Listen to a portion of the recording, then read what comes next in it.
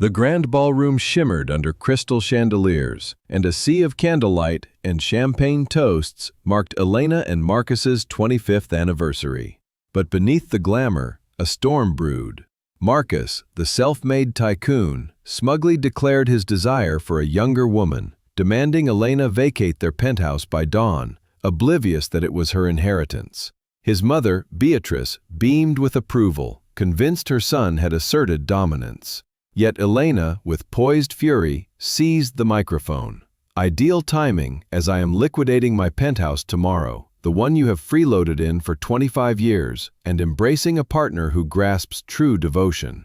The crowd hushed as Marcus's arrogance shattered, and Beatrice's grin evaporated.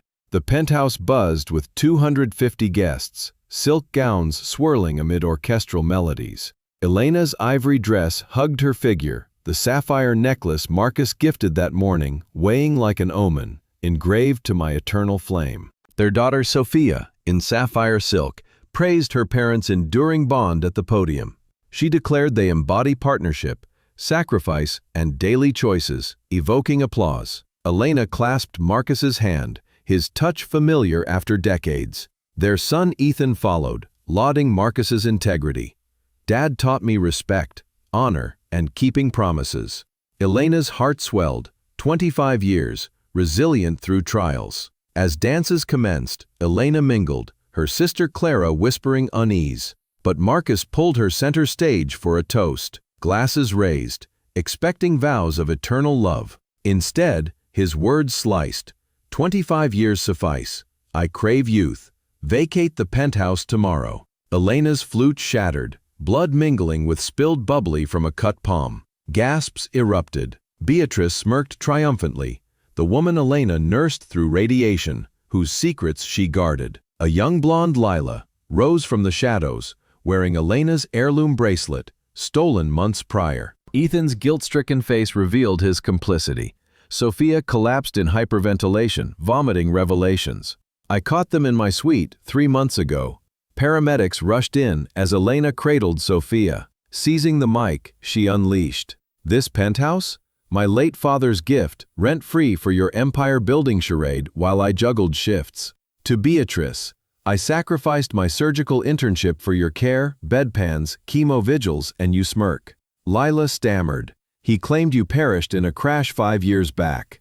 Chaos peaked as Clara exposed Marcus's 18-month plotting, Elena's final barb. You will die isolated, haunted by this ruin. Amid applause, she led her children out, the door sealing on Marcus's crumbling facade. The revelation hit like a thunderclap in the opulent room. Elena's mind raced back to the morning, when Marcus had presented the necklace with a kiss, whispering eternal promises. Now, those words echoed hollowly. Sophia's collapse replayed in slow motion, her daughter's emerald gown pooling on the marble as she gasped for air, clawing at her throat.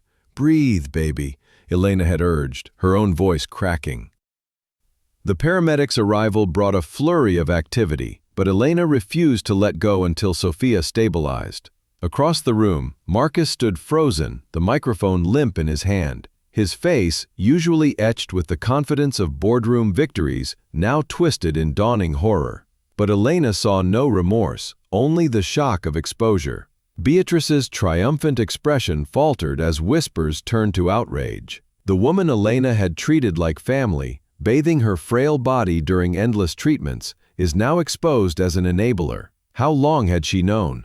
Encouraged. Lila's presence added salt to the wound. Barely older than Ethan, she trembled, the bracelet glinting accusingly. "I did not know," she whispered, tears streaming. "He said you were gone." The room's eruption drowned her words. Guests murmured in disbelief, some pulling out phones to record the unfolding drama.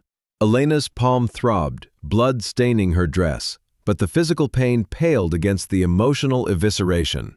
Ethan's confession cut deepest. "Mom, I knew. He made me promise it would protect you."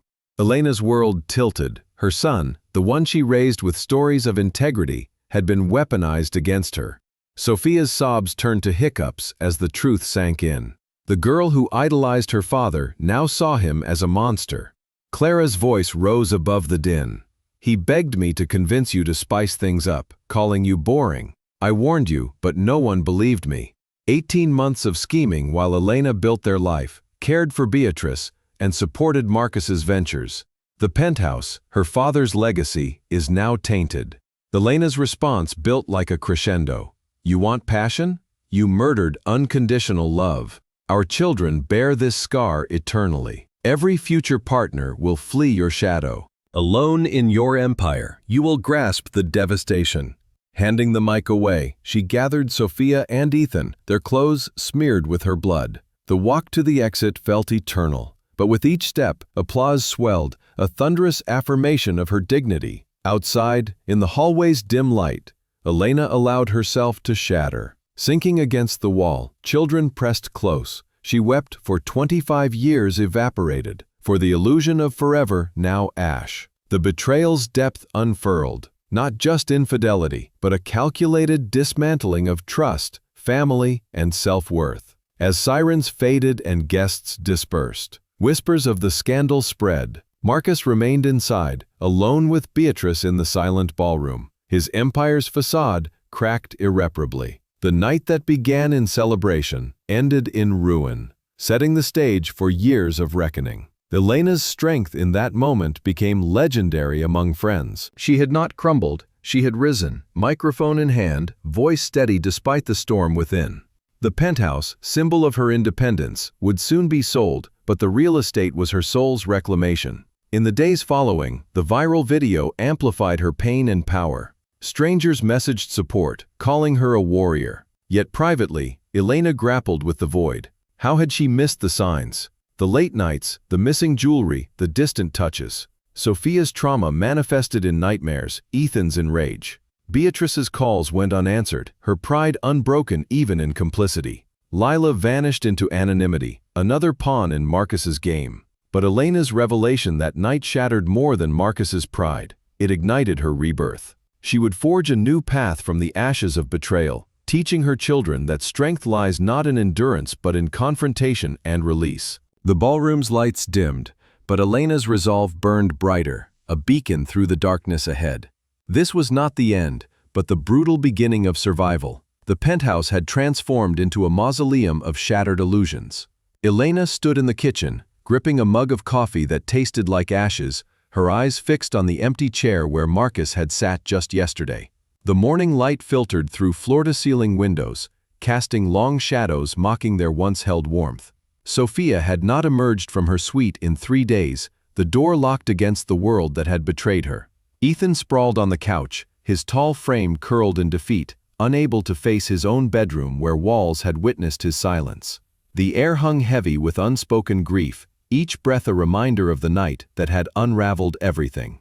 Elena's phone buzzed incessantly, a barrage of notifications from friends, family, and strangers alike. The video of the anniversary debacle went viral overnight and was shared across social media with hashtags like Betrayal Ballroom and Empire Falls. Comments flooded in, dissecting her marriage with cruel precision. Maybe she let herself go, one read. Men stray when home is not exciting. Elena deleted the app in a fit of rage, slamming her phone against the granite counter until the screen cracked. The shards scattered like her fragmented life, but she felt nothing beyond a dull ache. Clara arrived unannounced, using her spare key, arms laden with groceries no one would eat.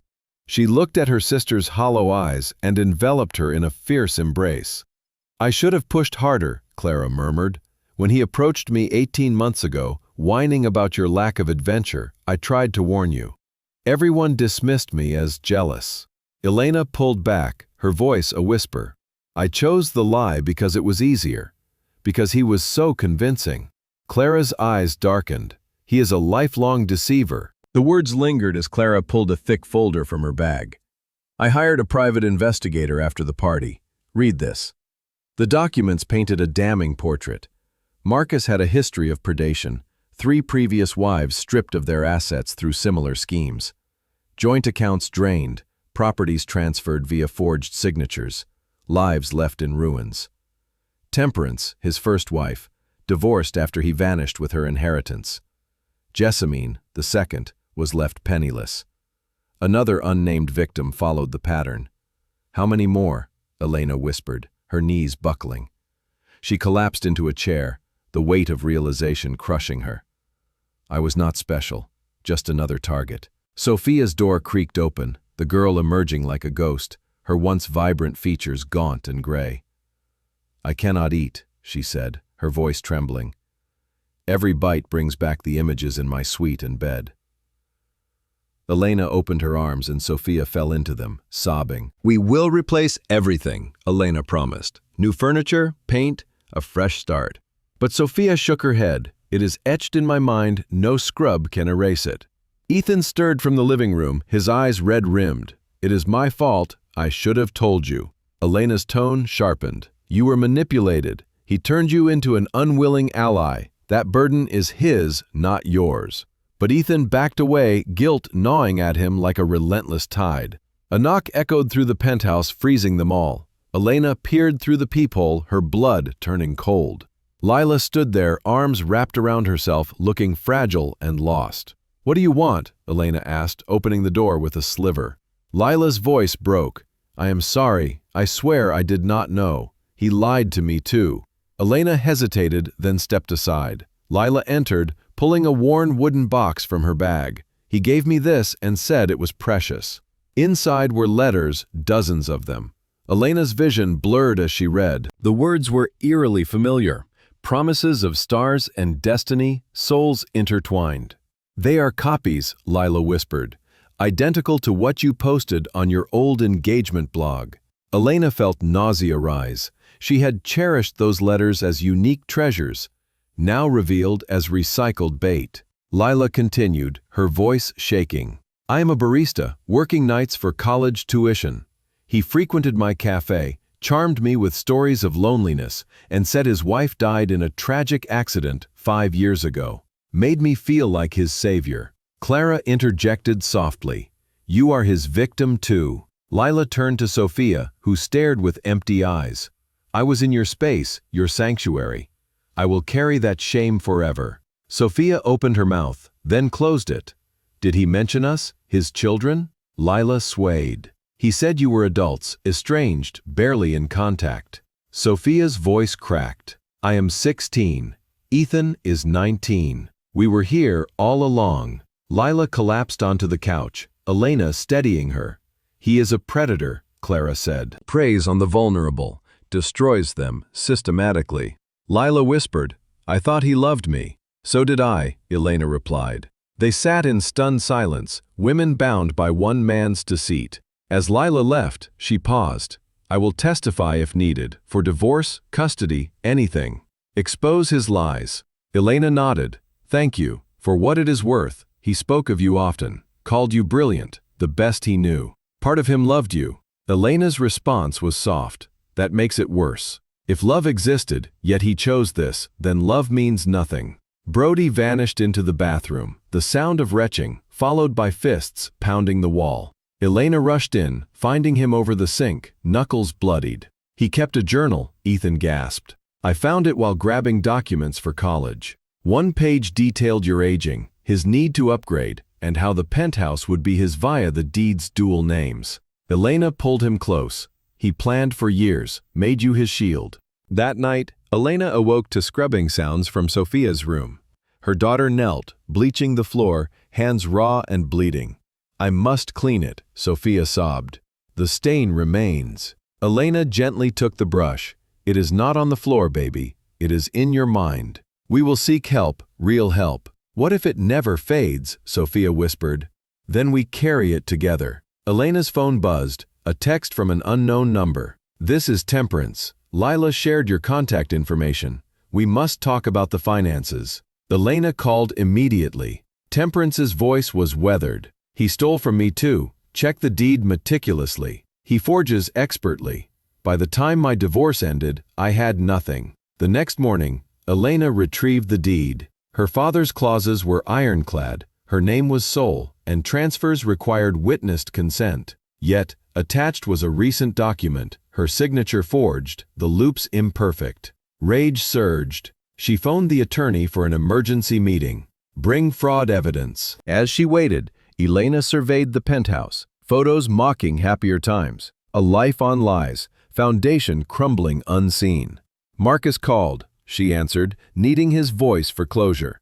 Elena, he pleaded, broken, terrible mistake. You forged my name, planned for years. That is no mistake, that is you. Silence.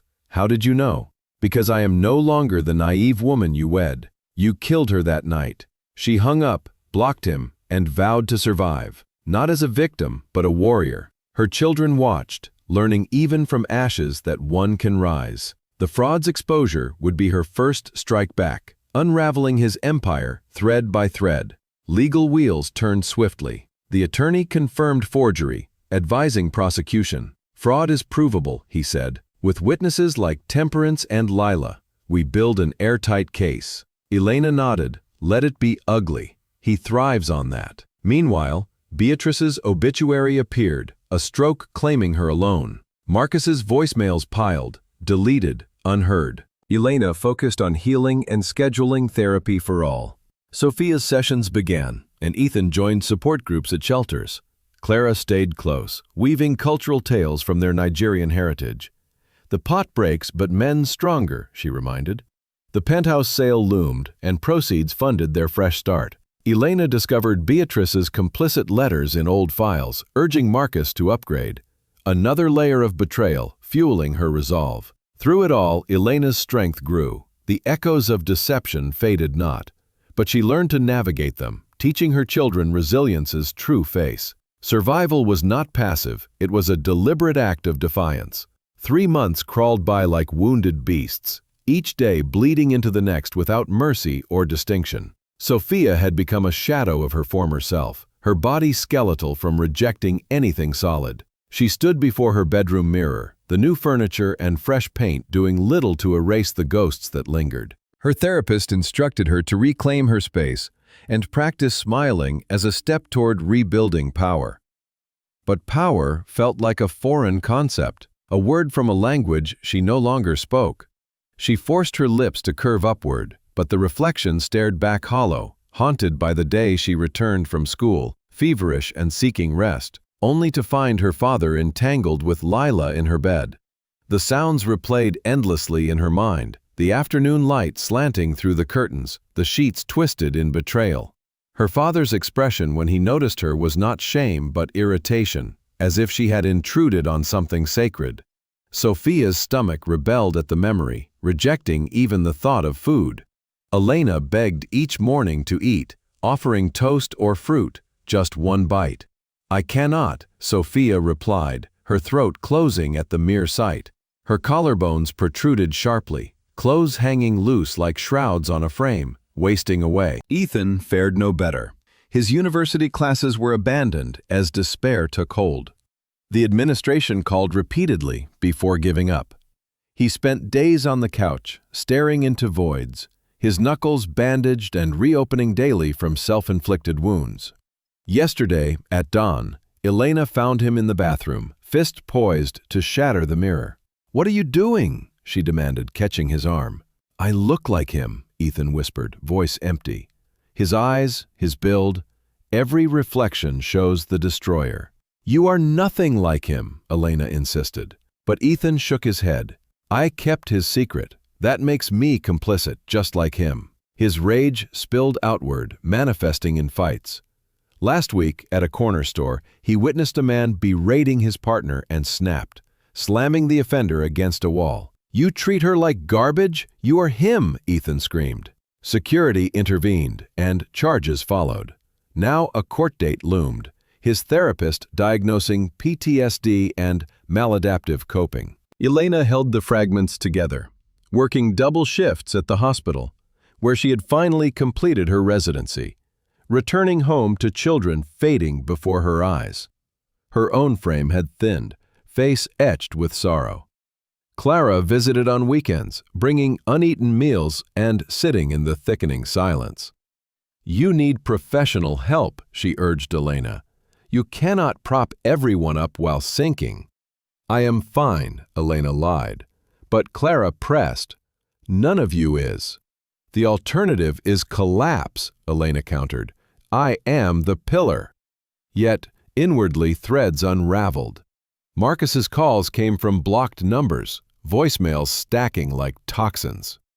"I am sorry, it was not meant this way. I still love you." Elena deleted them mid-sentence, but nights brought doubts. Was he suffering? Did he comprehend the wreckage? The lawyer's office gleamed with cold efficiency, glass walls reflecting her determination. Octavia, sharp-eyed and silver-haired, reviewed the forged documents. She confirmed that he had done this before. I represented 2 victims. Pattern: marry wealth, secure access, demolish, and seize. Prosecute? Fraud proves tricky if skilled, but he is. We freeze assets via emergency injunction. He touches nothing until the divorce is finalized. Months, perhaps years if contested, Octavia warned. "Let him contest," Elena replied. "I stand firm," Octavia's grim smile. "Men like him fight dirty." That night, Elena returned to find Sophia's door ajar, the room dark. Flipping the switch, her heart seized. Sophia lay motionless on the floor, an empty pill bottle scattered with orange capsules like fallen stars. "No!" Elena screamed, dropping to check pulse, dialing emergency while shaking Ethan awake. Sophia's heartbeat thready, breaths shallow, lips tinged blue. "Stay with me," Elena pleaded as sirens wailed. The ambulance ride blurred, Ethan clutching his sister's hand, face ashen. "This is my doing," he muttered. "I failed her." "She lives," Elena snapped, though doubt gnawed. The hospital's sterile chaos engulfed them, machines beeping as they pumped Sophia's stomach and administered charcoal. The doctor, kind-eyed and graying, pulled Elena aside. "Stable now, but an hour later, a different story. This was serious intent. She needs intensive psych care." Elena knew, had watched Sophia erode daily, sunlight fading from a once bright girl. When Sophia woke, tears streamed. "I am sorry." The images would not stop. Every blink brings them back. Elena climbed into the bed, holding her tight. "We find a way. Therapy, meds, anything. But you stay. If you leave, I follow." "I do not know how to endure," Sophia whispered. Elena said one breath at a time, just the next, then another. Ethan huddled in the corner, body quaking. Elena saw guilt devouring him, undeserved yet unrelenting. Her phone vibrated. "Beatrice. Important. Please talk." Blocked. Another number. "Dying. Amend wrongs." Elena should revel in justice, but exhaustion prevailed. A nurse mentioned a grandmother waiting. Ethan hardened. Number. She smiled at our ruin, knew, perhaps planned. She gets no absolution. Days blurred. Sophia was discharged to an outpatient program, 3 hours of daily therapy, groups, meds, and art, where she painted devouring shadows. Ethan's court yielded community service over jail, and the judge noted his clean record and trauma evaluation. "Get help, son.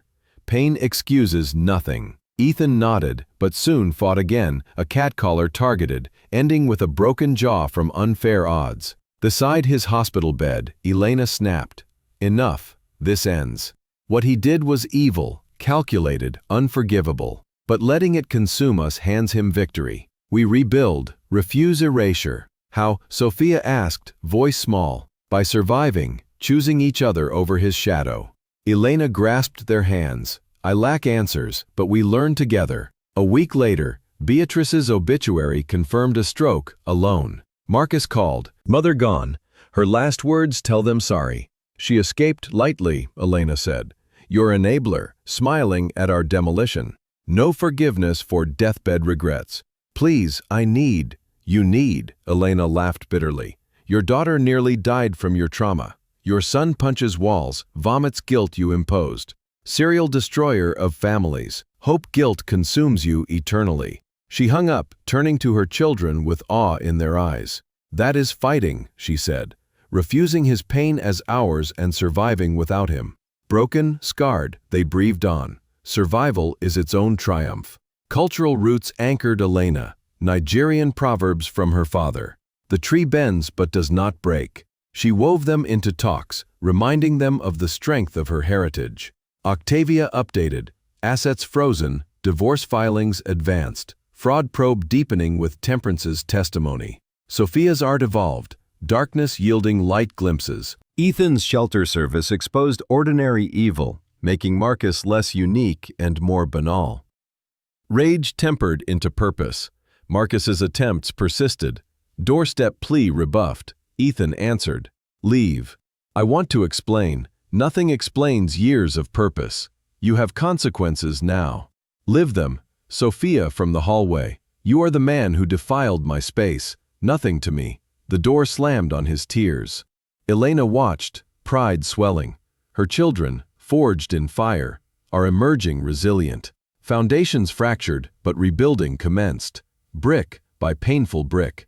The psychiatric ward carried the sterile scent of disinfectant, mingled with underlying despair, a place where survival meant distinguishing between merely breathing and genuinely wanting to live. Sophia learned this distinction painfully, day by day, as she navigated the fog of her trauma. Group therapy sessions gathered 7 souls who had all attempted to escape existence.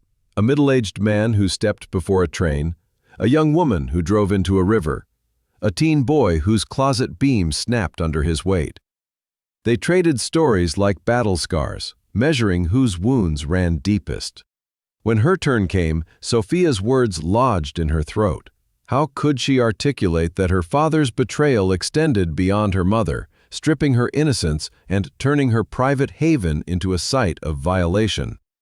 "My father used my suite," she finally murmured, voice barely audible. "At the same time, I was at school with my mistress, right where I slept." The room fell silent, her pain standing apart even in this haven of shared suffering. With her salt and pepper hair and eyes weary from witnessing countless storms, Dr. Harlan leaned forward. "You walked in unexpectedly, sick with fever," Sophia continued. "I wanted rest, heard noises, opened the door, and there they were. Frozen, I stood until he saw me. I was not ashamed, just annoyed, like I had interrupted." Dr. Harlan nodded. "That was months before the public humiliation. I convinced myself it was a hallucination, that fathers do not do such things." Tears flowed as she admitted the gaslighting she inflicted on herself to preserve the illusion of safety. In individual therapy, Dr. Harlan employed exposure techniques, drawing from cognitive behavioral therapy to confront the memories head-on. "We must drain the infection," she explained. "Avoiding them only empowers them." Described the scene in detail. Sophia recounted the twisted sheets, the slant of light, the unfamiliar perfume, her father's arched back, Lila's flushed face turning to horror. She vomited twice, and Dr. Harlan provided a basin without judgment. "Your body expels the poison," she said. "Let it flow." Nights in the ward were symphonies of anguish, and other patients were weeping or bargaining with indifferent deities. Sophia understood now why oblivion tempted so many, why death seemed merciful compared to unrelenting pain. Her phone rang one evening. Ethan, his voice muffled from his wired jaw. "How are you? Alive? You?" "Same." Silence stretched, heavy with unsaid burdens. "I am sorry," he said. "This is my fault. I should have protected you." "Stop," Sophia replied. "You were manipulated too. His court-mandated service at the domestic violence shelter weighs on me. Feel like an imposter, the abuser posing as a helper." "You are both victim and survivor," she said. "That complexity is our reality." More quiet. "Got in another fight. Saw a man harass a woman, and I lost control." "Ethan, that helps no one. I know. The therapist calls it projection, saving others because I failed mom." Sophia said her vanishing act was a reverse attempt to erase the unerasable. "We are wrecked," she whispered. "Chaos. Will we ever normalize?" Normal vanished. We forge a new existence, scarred but viable. "I doubt I want existence." "Then endure for me, for mom. Without you, we shatter. You are our anchor, always." But Sophia felt like splintered glass held by fragile tension. Discharged after observation, Elena waited with fresh clothes and a tentative smile. The drive home passed wordlessly. The penthouse felt altered, brighter from Elena's rearrangements. But Sophia sensed the embedded betrayal in every corner. "I contacted a realtor," Elena said. "We can relocate, start anew. You cherish this place. I love you more." Guilt surged in Sophia. Another precious thing her father tainted, her mother's link to her late father, who had shielded against such men. Mail piled on the counter. Amid bills, a thick envelope from Lila. "Dear Sophia," it began, "I lack the right to address you, but I was also deceived, not seeking pardon, just truth. I aid destruction unwittingly." Sophia read the pages, handwriting trembling. At the close, "You deserved better. In therapy now, studying predatory tactics, vowing to alert women to two perfect men." Sophia tucked it away, emotions conflicted. That night, dreams shifted, her father translucent, fading ghost, while she stood solid, enduring. She woke gasping but silent, a small victory. Weeks unfolded. She resumed school, repeating a semester, notes mechanical amid gossip. That is the girl whose dad. She walked tall, dignity her reprisal, as Elena taught. Ethan returned from service shaken. Stories of abuse mirror ours, yet are ordinary. Evil is commonplace. Elena nodded, hospital shifts revealing similar hidden violences. Marcus appeared at the door. Ethan confronted him. "Leave now. Just talk, nothing to explain. You wrecked us deliberately. Police if needed." Sophia interjected coldly, "Lost all rights. You are the intruder in my sanctuary." "Nothing to me." She turned, his sobs echoing as the door shut. Sophia's journal, gifted by Dr. Harlan, was filled with dreams, school trials, Lila's letter, and the indifference to her father's tears. Is numbness healing or another death? She pondered but persisted, breathing deliberately, as promised. Cultural echoes from Elena's Nigerian lineage bolstered her. One proverb resonated. "The river flows, wearing stone smooth." Time and persistence erode even deepest scars. Sophia clung to it during sessions, incorporating mindfulness from therapy to ground herself. Legal updates arrived. Octavia's team built the fraud case, subpoenas were issued, and Marcus's business partners distanced themselves amid the scandal. Temperance offered affidavits, her story mirroring Elena's. Lila agreed to depose, exposing manipulations. The net tightened, promising accountability. Sophia's art therapy yielded breakthroughs, paintings evolving from voids to emerging light. A session explored EMDR, eye movement processing trauma, and reducing image intensity. Progress is incremental but tangible. She shared with Ethan over the phone that his shelter insights reveal male vulnerability too, balancing her view. Not all men are monsters. Some are victims of cycles. Home evenings brought family rituals, and Clara shared ancestral tales. The broken calabash mends, holding water anew. Sophia smiled faintly, mending underway. Marcus's shadow loomed, but she learned to step around it, sanctuary slowly reclaiming. One afternoon, browsing old photos, Sophia found a pre-betrayal snapshot. Family laughing, unscarred. Tears fell, but resolve followed. She would not let him steal her future. Therapy homework, list strengths. Resilient, empathetic, survivor, words empowered. As months edged toward resolution, Sophia ventured social steps, a coffee with a classmate. Trust is tentative but possible. The violated sanctuary healed not fully, but enough to inhabit. Her journey taught violation wounds deepest when internal. Healing begins within. With Elena and Ethan's support, she forged onward, fractured foundations stabilizing into something enduring. Marcus wandered through Beatrice's vacant estate, the walls lined with photographs of a family now despising him. He confronted his reflection without filters for the first time, seeing a monster staring back. The funeral had been a solitary ordeal, his siblings standing across the casket like sentinels, refusing eye contact or words. He existed as a specter at his own mother's burial, the weight of isolation crushing. The house echoed with ghosts of joy. Dinners Elena prepared during Beatrice's chemo battles, holidays where Sophia and Ethan unwrapped gifts under her watchful gaze. The night Beatrice clutched his hand, whispering, "I am grateful you found Elena. She is our family's salvation." Yet Marcus had demolished it all. Boxes of mementos yielded more accusations. Wedding photos showed Elena radiant, believing his vows. Ethan, as a newborn in his arms, tiny and trusting. Sophia's first birthday. Cake smeared across faces in laughter. He had lived these moments, felt genuine love, yet chose destruction. Why? The question circled relentlessly. What void drove him to wound those who cherished him most? Sophia's childhood diary surfaced, pages adorned with hearts. Daddy is my hero, the kindest man alive. I want to marry someone just like him. Marcus retched into a bin, heaving until empty. He had twisted her adoration into trauma so profound she sought death. Ethan's college essay praised his integrity. Dad showed honor matters over ease, love as action. Papers scattered like indictments. He had manipulated that reverence, forging Ethan into a betrayer. A hotline call came, Elena's concern prompting it despite everything. Mr. Foley, your ex-wife worries that you pose a risk. Even shattered, she safeguarded him. The irony broke him further. I do not know, he admitted. Maybe.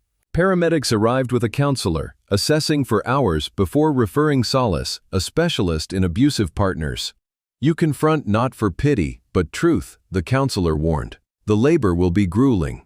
Solace's first session was eviscerated. Why call? I destroyed my family. Wrong. Why truly? To fix it. Unfixable. Try again. Because I am monstrous and ignorant, I don't know how I became so. Progress. She dismantled excuses, and there was no midlife crisis or insanity. Calculated choices over the years, manipulation, forgery, son's complicity, daughter's sanctuary defiled. These define you. Group therapy humiliated, surrounded by men who were physically battered. He felt superior until the facilitator pierced. You think no fists absolves?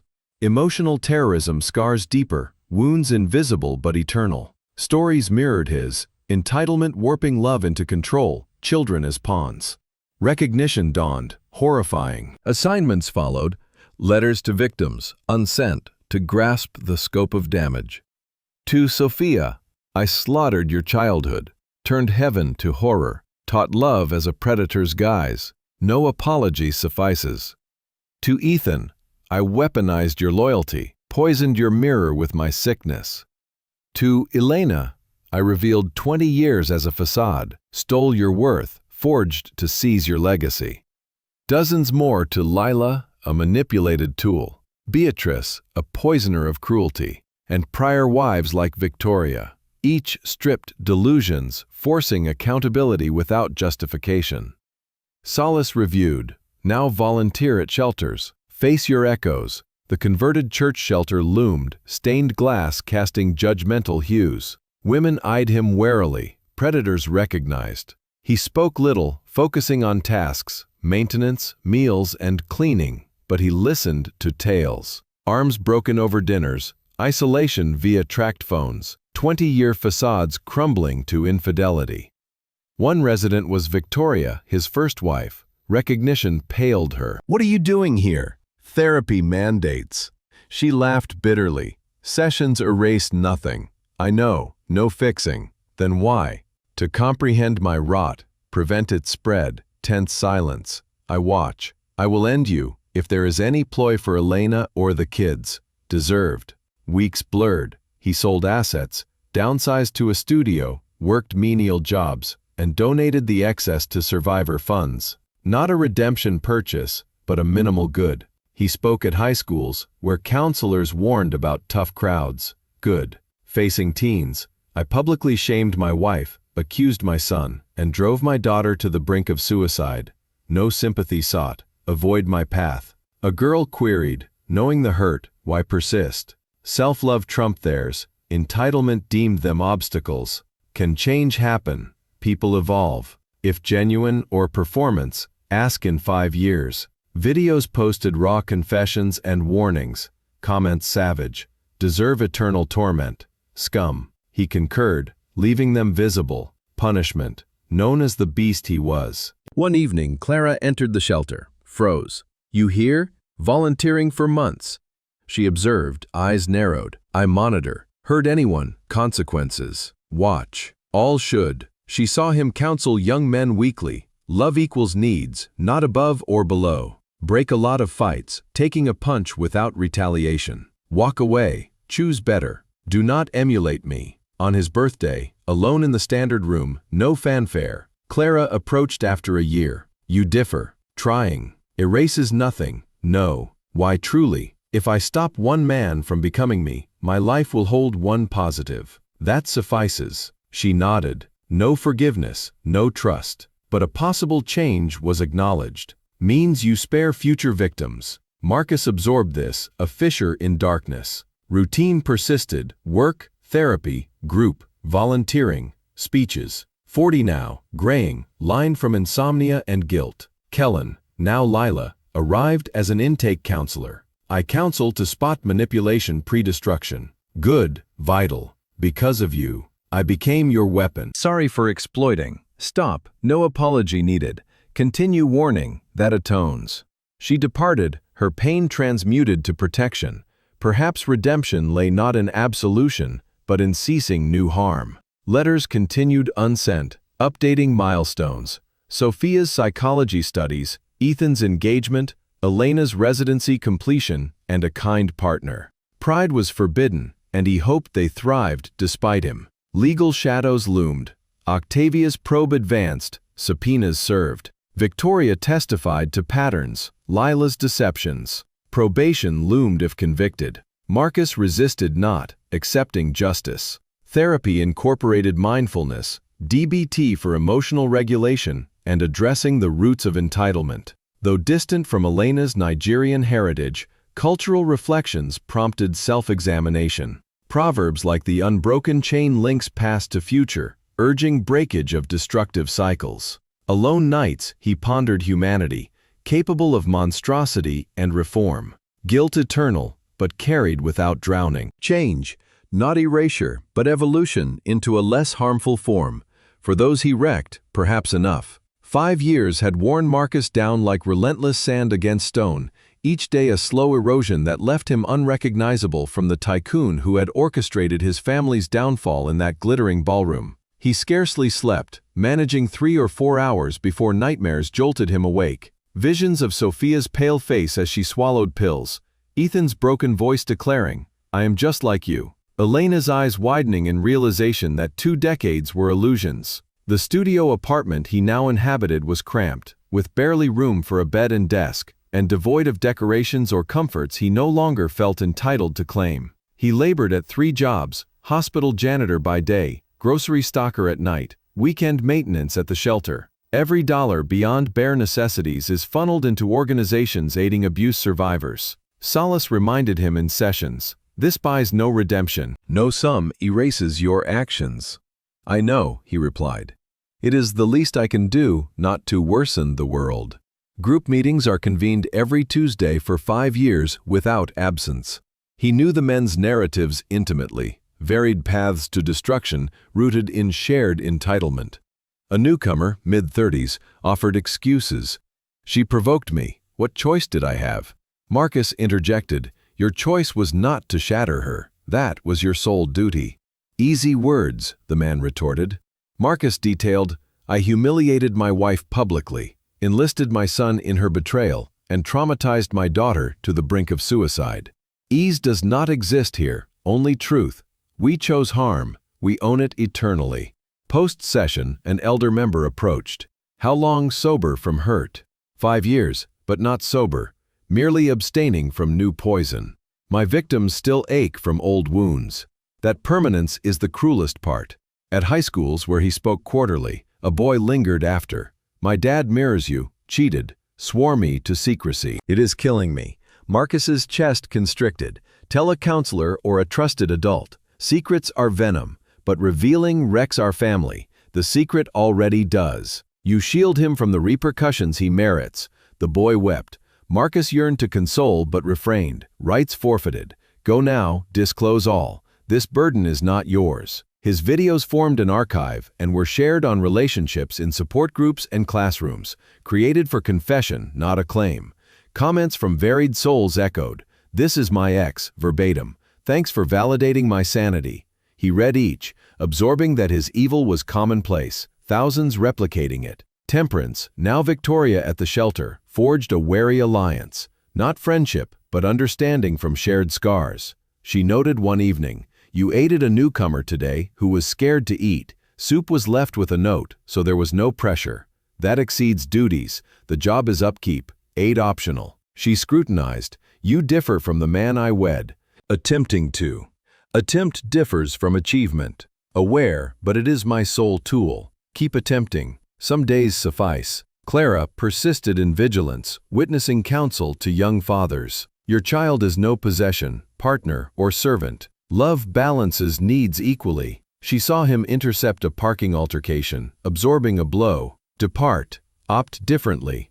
Avoid my fate. His birthday passed unmarked in the standard room. Clara neared. Genuine transformation. Perhaps. Or superior concealment. I would detect. 5 years of observation. Why share? Someone must recognize that change is feasible, not simple, but viable. No implication Elena or the children owe re-entry. But you are not the destroyer anymore. I do not know if that signifies. It signifies to the next potential victim if I cease. Marcus replied. Clara nodded slowly. Forgives not, trusts not, but believes the effort sincere. More than merited, everything. Routine endured. Work, therapy, group, service, talks. Gray threaded his hair, face carved by grief and wakefulness, grasping humanity's essence.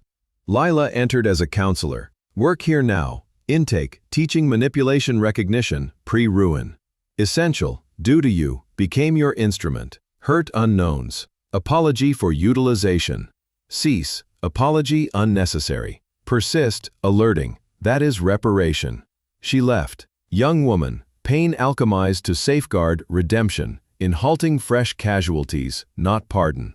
Letters persisted unsent. To Sophia, heard psychology pursuit, trauma focus. Turning agony into others' healing. Wish pride, but rights revoked when I ravaged your youth. Hope thriving, beyond thriving, uncrushed by my burden. To Ethan, engagement news, happiness, self-pardon for unowed fault. Pray true, learned dissimilarity, bar subterranean, surpassing effortless. To Elena, trauma specialist now, fitting brilliance. Dating kindly, glad deserved tenderness. Hope he demonstrates authentic love. Hope my existence is forgotten. Sealed in boxes, hundreds spanning years, regret catalog unread by needy, for they required distance, healing sans his shadow ripping scars. He lingered away, labored, volunteered, and strove less damaging than prior. Breath by breath, choice by choice, day by day.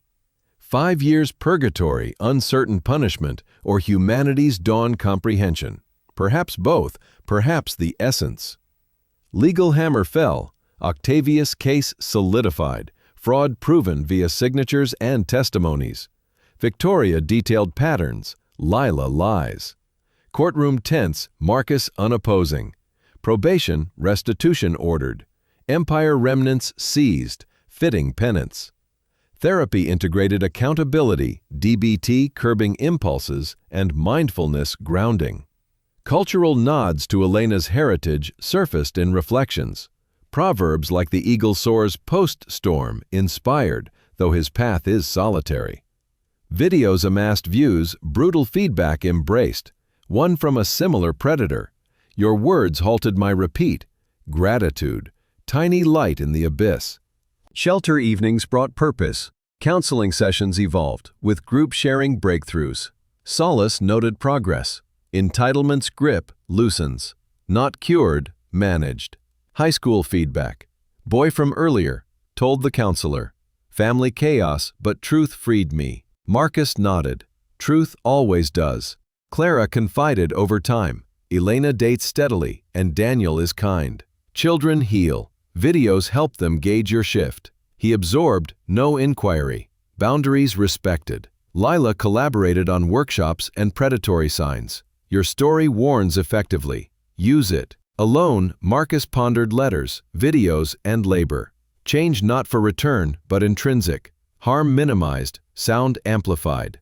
Redemption not granted, constructed via persistent choices, arrival uncertain. Yet pursuit sufficed. 5 years forged him in purgatory's fire, emerging tempered, less monstrous. Not a saint, but a human striving amid irreparable harm. For victims, space to breathe.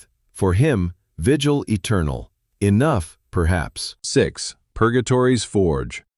5 years had carved Marcus into a hollowed shell. Each passing day a relentless grind stripped away the veneer of the tycoon who had engineered his family's collapse in that opulent ballroom. Sleep eluded him, limited to 3 or 4 fractured hours before nightmares invaded. Images of Sophia's ashen face amid scattered pills, Ethan's shattered whisper, "I am just like you," Elena's gaze fracturing as 25 years revealed themselves as deception. His studio apartment offered scant space for a bed and desk, barren of trappings that might imply deserved ease. He toiled at 3 menial roles: hospital custodian during daylight hours, nighttime stalker at a supermarket, weekend upkeep at the shelter. Surplus earnings are channeled directly to survivor support networks. Solace is emphasized in therapy. This purchase is no absolution. No amount undoes your deeds. Aware, he responded, it merely ensures I cause less harm. Tuesday's group assembled without fail for over 5 years. He absorbed their chronicles, diverse routes to ruin unified by entitlement. A fresh participant in his 30s proffered defenses. She incited it. No alternative existed. Marcus countered, alternatives abounded. You opted for devastation. That choice was yours alone. Simple for you, the man snapped. Marcus elaborated. I shamed my wife before crowds, conscripted my son into treachery, and inflicted trauma on my daughter, pushing her toward oblivion. Simplicity evades us. Truth alone remains. We elected pain. We bear it forever. Afterward, a senior member inquired, how long clean from inflicting damage? 5 years, yet not clean, only refraining from fresh toxins. Prior victims endure lasting effects. In high school auditoriums, quarterly addresses drew tough audiences as counselors cautioned. Beneficial, before adolescents are poised for life. I dismantled my family openly, manipulated my son against his mother, scarred my daughter to the death's threshold. Seek no compassion. Evade my trajectory. A girl probed, aware of the agony, why continue? Self-adoration overshadowed theirs.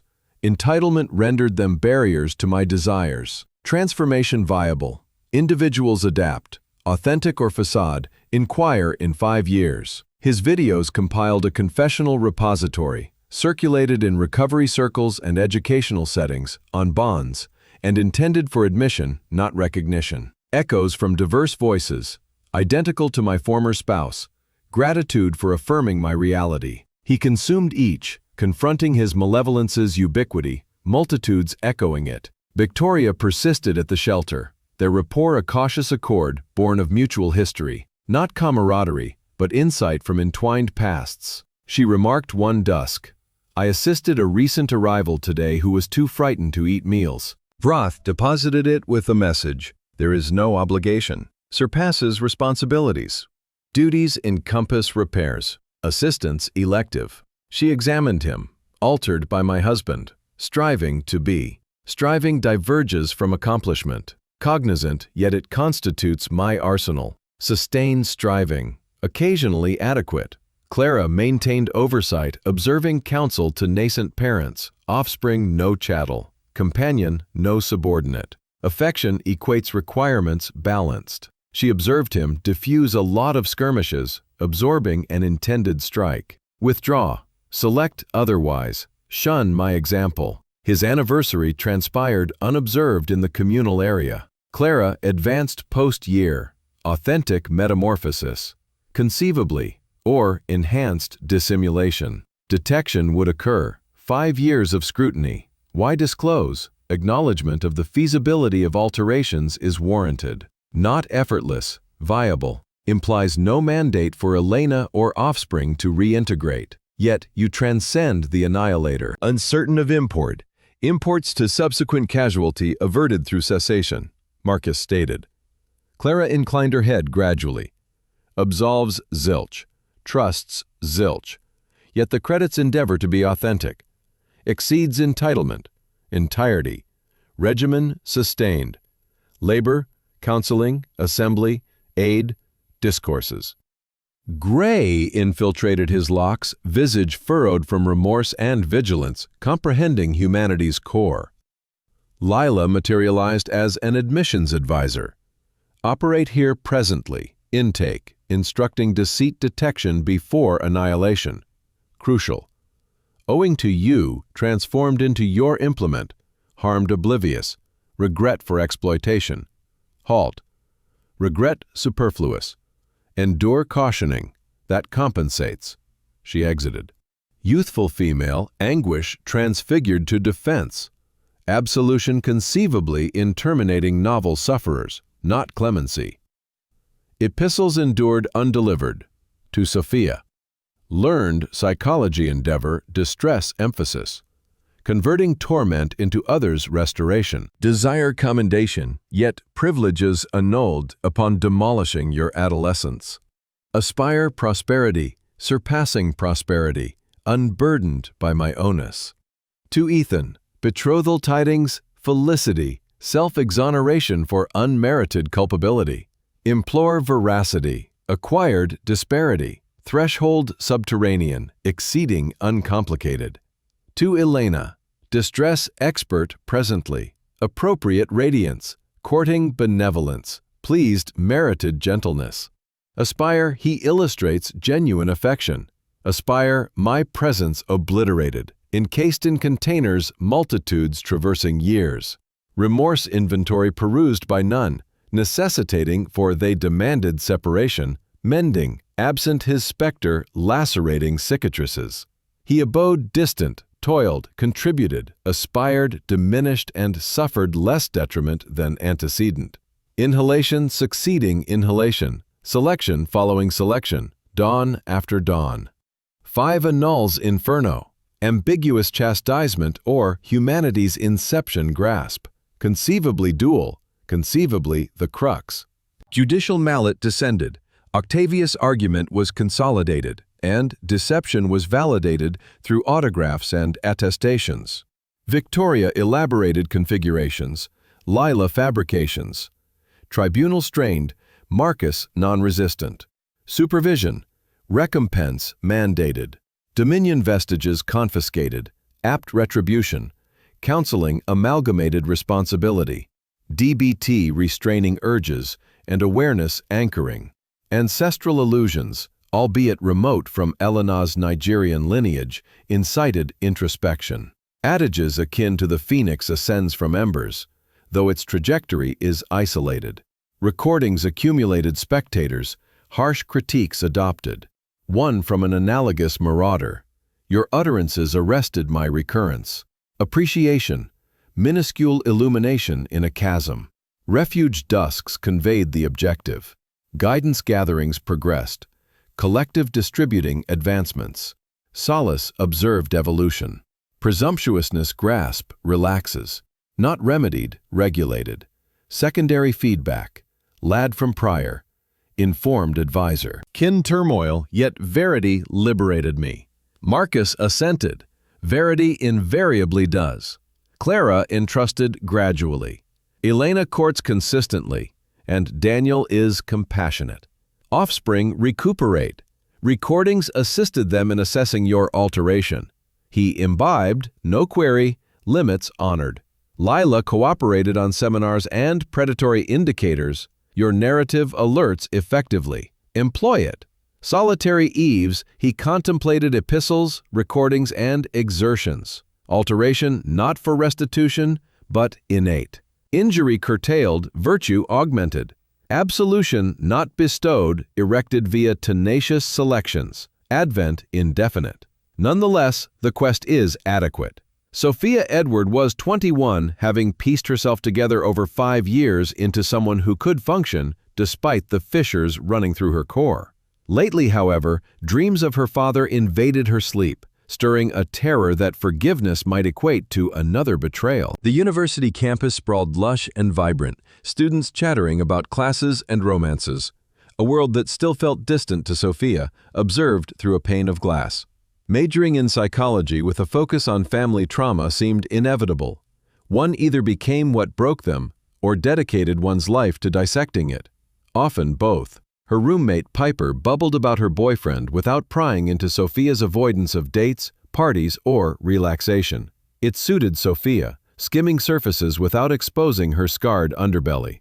Video sessions with Dr. Harlan continued. "You are progressing," Dr. Harlan said. "Nightmares have lessened, appetite stabilized, and academics are stellar. So I am cured? Managing differs from curing." Sophia understood, distinguishing healing from adept concealment. "Let me share something," Dr. Harlan continued, screen sharing a video. An anonymous man speaking candidly about demolishing his family, manipulating his son, and violating his daughter's space. Sophia tensed. "Why show this? Tell me, can such individuals transform or remain irreparably flawed?" Sophia watched, the man's voice nagging at familiarity. He confessed without excuses, seeking no sympathy, merely warning others. "Uncertain," she replied. "Change is possible, but does it cause permanent harm?" The video's timbre unsettled her, reminiscent of her father. She avoided thoughts of him, wondering if he suffered, if he replayed her ballroom collapse. Ethan called that evening, voice steadier with maturity. "School? Fine. The graduate program is intense and rewarding." Pause. "Mia and I set a wedding date." Wonderful. Another hesitation. She suggests inviting him, for closure, to release his grip. The air chilled. "Why? Everyone merits second chances. Hating consumes me." Does it? Maybe. What if he arrives unchanged, manipulative, monstrous? We handle it. Or if altered, punishing a ghost? This dilemma haunted Sophia too. If transformation exists, do past sins demand eternal hatred or permit release without absolution? No answers, she told Ethan. Same here. Mia proposes family therapy, including him, once, to gauge. What does Mom say? Not asked yet. You first. Sophia pondered. 5 years without him, life constructed around absence.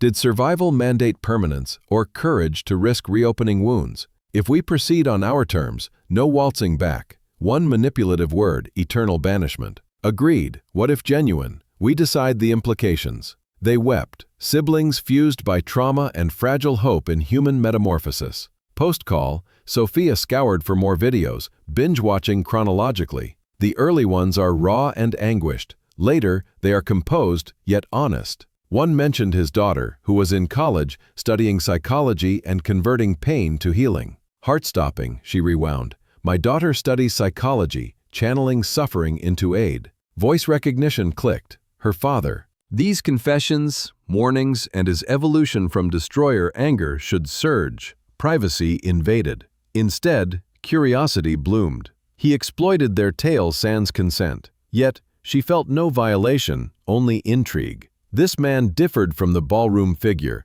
from her suite's intruder, from the 5-year hatred target. Broken by fallout, striving to be better. Performance or truth? Download it all, notated like coursework. Research, can monsters humanize or lose permanently? Ethan phoned Elena next, Sophia on speaker. Trio connected across miles by unspoken query. Reopen to him? Elena was silent for a long time. Then, I see Daniel, kind, stable, the antithesis of your father. Sometimes I ponder, this is love's proper form, deserved always. Good, Mom, Sophia said. Yet, I wonder about him. Suffering schooled? Still the same or 5 years remade. Shaky breath. Love is gone eternally, but it could coexist without the urge of destruction. Enough for one session? What if rehearts? Ethan asked. Immediate exit. No reprises. What if it changed? Decide meaning, if any. 3-week consensus. Therapy trial. Ethan arranges. 1 meeting. Dr. Philomena Crest, family trauma expert. Sophia emailed her father after years. Saw videos. All. Unsure of an act or a fundamental shift, but must ascertain. If changeable, hope for all, me included. Unsent yet. Needed eyes meeting, discerning authenticity or refined deceit. Studied manipulation, tells, predators feigning remorse. If the monster lingers, she would know. Psychology armed her. But if different, fundamentally, change is viable. I suggest that you cease fearing lovers as destroyers in wait, not hope, desperation cloaked, but all she possessed. Elena held the phone like an explosive. Marcus's voice aged, humbled, pleading for one chance with emotional casualties. Kitchen differed, new apartment brighter, east-facing dawn floods. Daniel selected with her and moved sans questioning past the purge. In the living room, he read feigned, ears attuned, ready support. Together for 2 years he knew Saga, and he never rushed. I merit none, Marcus said hollowly. No undeserved, even moments. Elena agreed, you do not. But if kids are willing, try. Show not, stops. Sounds manipulative. Then silent. Listen. One meeting, manipulation. Hint, excuse, minimization, forever done. No appeals. Understood? Yes. Elena rehearsed with a therapist. Condition 1. 5 more therapy years, aiding destroyed families via volunteer work. Face victims, bear pain, facilitate healing. Transformation is incomplete sans broader repair. Can do. 2. Rebuild kids at their own pace. No dad title automatic. Words earned. Talks gifts, decades perhaps, or never. Accept sans resentment. Voice thick. Yes. 3. Hardest. Never seek my forgiveness. No peace, closure. Live with deeds forever. Healing independent of my absolution. I exist not for your redemption. Long silence. Understood? Whisper. Yes. Why agree sans forgiveness? Chance proves sorrow real. Not for pardon, so no authenticity. Recall marriage sans every memory-tainted lie. Something twisted in Elena. No sympathy was wanted, but the voice held genuine regret. Distrusted yet, but heard. Appointment in 3 weeks. Dr. Philomena Crest. Punctual. No gifts, letters, yourself. Prepared for children's pent anguish. No defense, please take it. Will. If I walk out, unable to bear, done. Won't. Rich, name foreign now. Mean it. One error, eternal gone. No. Thank. Do not. Not for you. For them. See change real, advance, knowing chance given, risen, or failed. Not about you. No. Hung up, hands trembling. Daniel emerged. Okay? Uncertain. Maybe. Agreed. Sit with the destroyer. He embraced. Bravest known. Or foolish. Brave, facing when could flee. Courage. Elena felt no valor, terror. Seeing reopened scars barely healed? If unchanged, wounds gape. If altered, what then? Sophia arrived for dinner, a twice-weekly ritual, cooking together, a normalcy facade. Ethan joined a table-like war council, agreed conditions. Sophia revealed, found videos, watched all. What? Elena's heart raced. Why hide?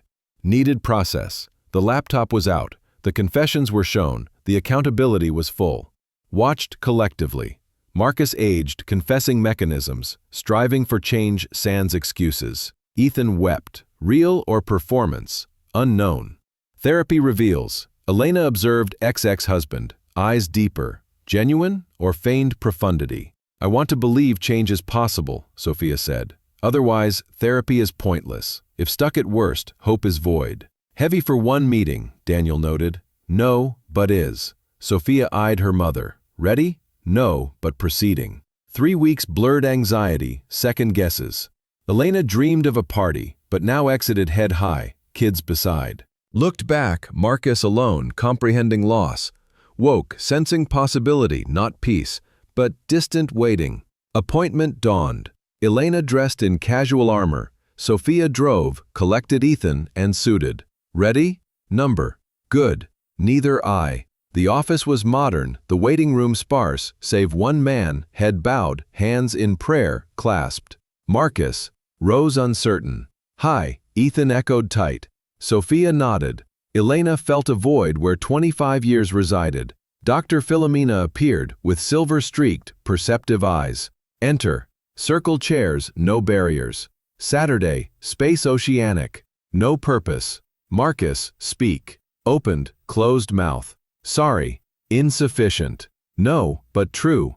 Destroyed life's beauty. Hurt most loved deliberately, years of calculation and cruelty. Tears flowed, unwiped.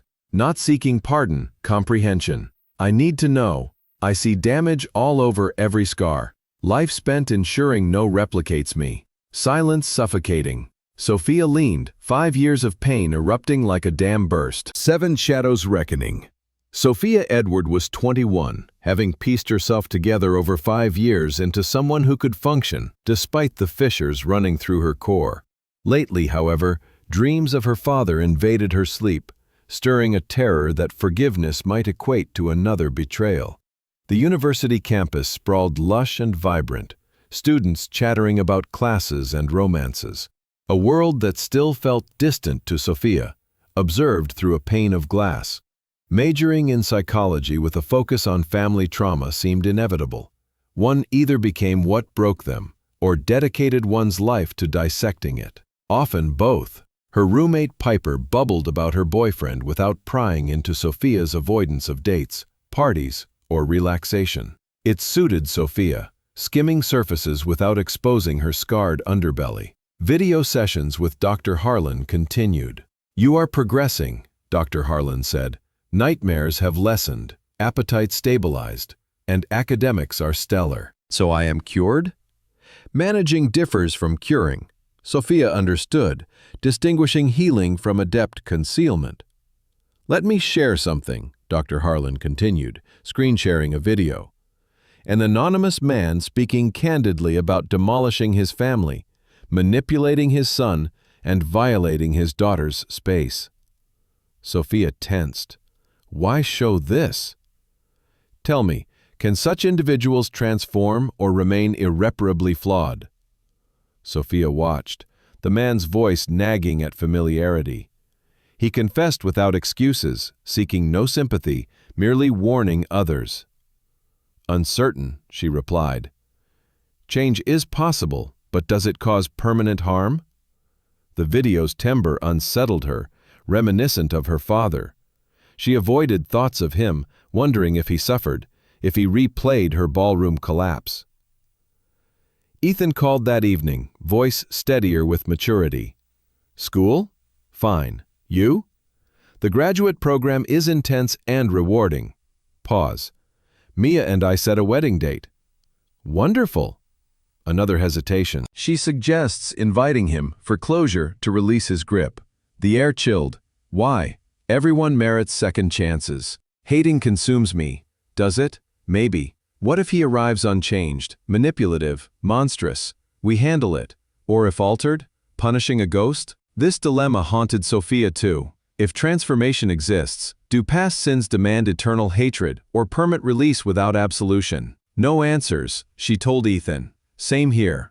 Mia proposes family therapy, including him, once, to gauge. What does mom say? Not asked yet. You first. Sophia pondered. 5 years without him, life constructed around absence. Did survival mandate permanence or courage to risk reopening wounds? If we proceed on our terms, no waltzing back, one manipulative word, eternal banishment. Agreed. What if genuine? We decide the implications. They wept, siblings fused by trauma and fragile hope in human metamorphosis. Post-call, Sophia scoured for more videos, binge-watching chronologically. The early ones are raw and anguished.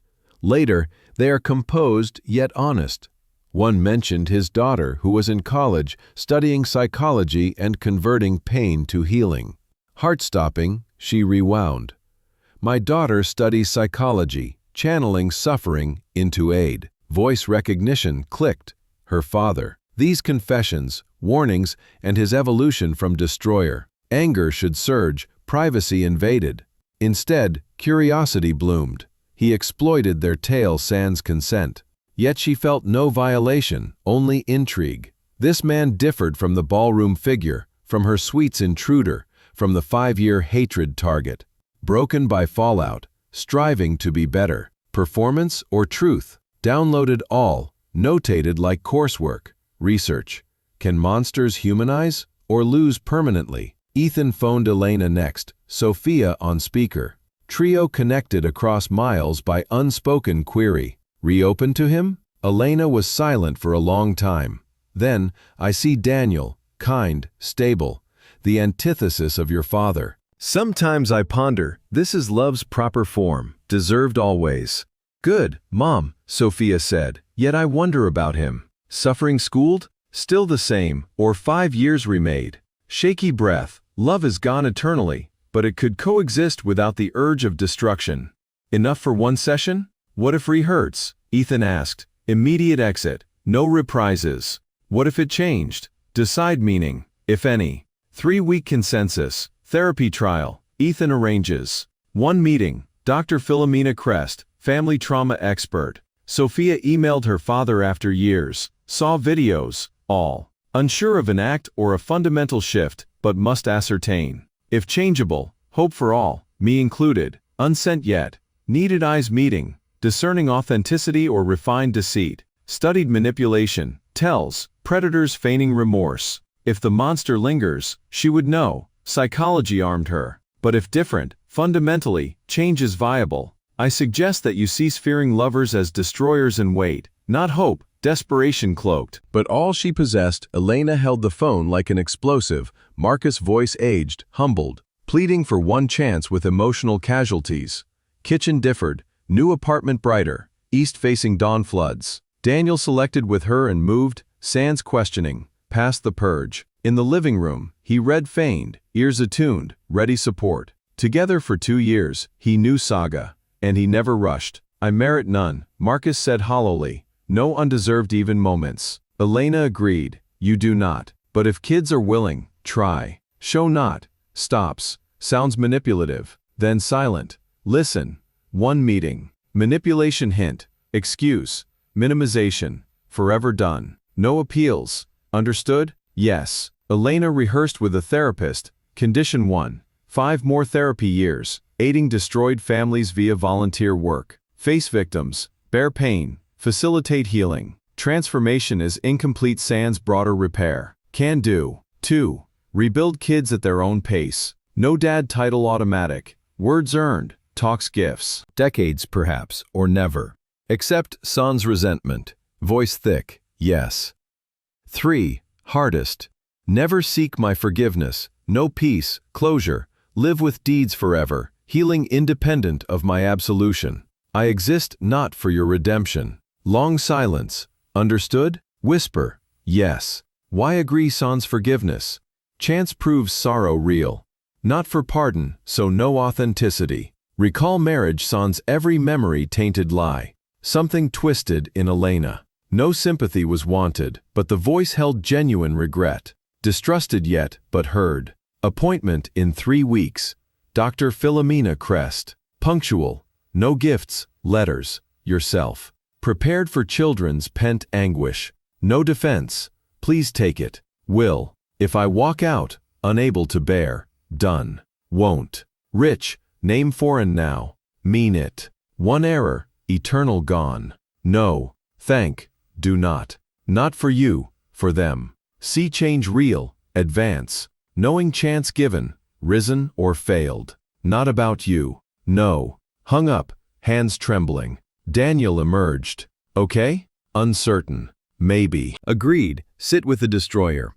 He embraced. Bravest known. Or foolish. Brave. Facing when could flee. Courage. Elena felt no valor. Terror. Seeing reopened scars barely healed. If unchanged, wounds gape. If altered, what then? Sophia arrived for dinner. A twice-weekly ritual. Cooking together. A normalcy facade. Ethan joined a table-like war council. Agreed conditions. Sophia revealed. Found videos. Watched all. What?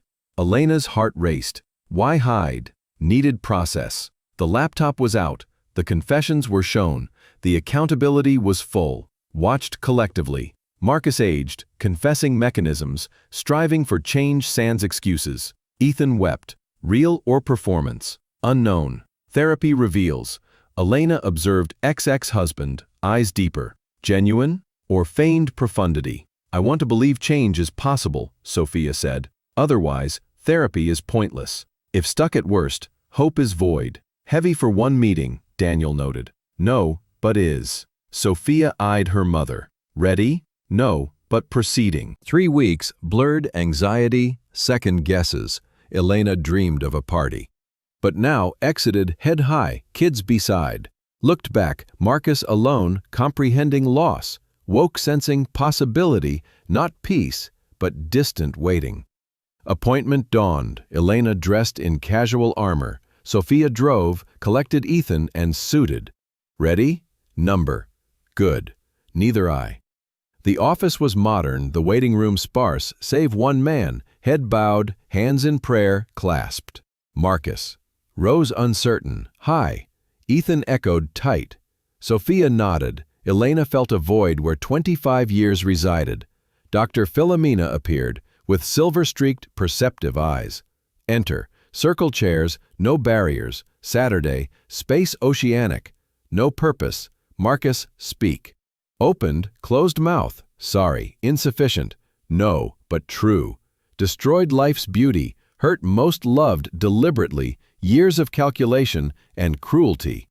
Tears flowed unwiped, not seeking pardon, comprehension. I need to know, I see damage all over every scar. Life spent ensuring no replicates me. Silence suffocating. Sophia leaned, 5 years of pain erupting like a dam burst. Elena's call to Marcus echoed with the weight of 5 years of unspoken fury.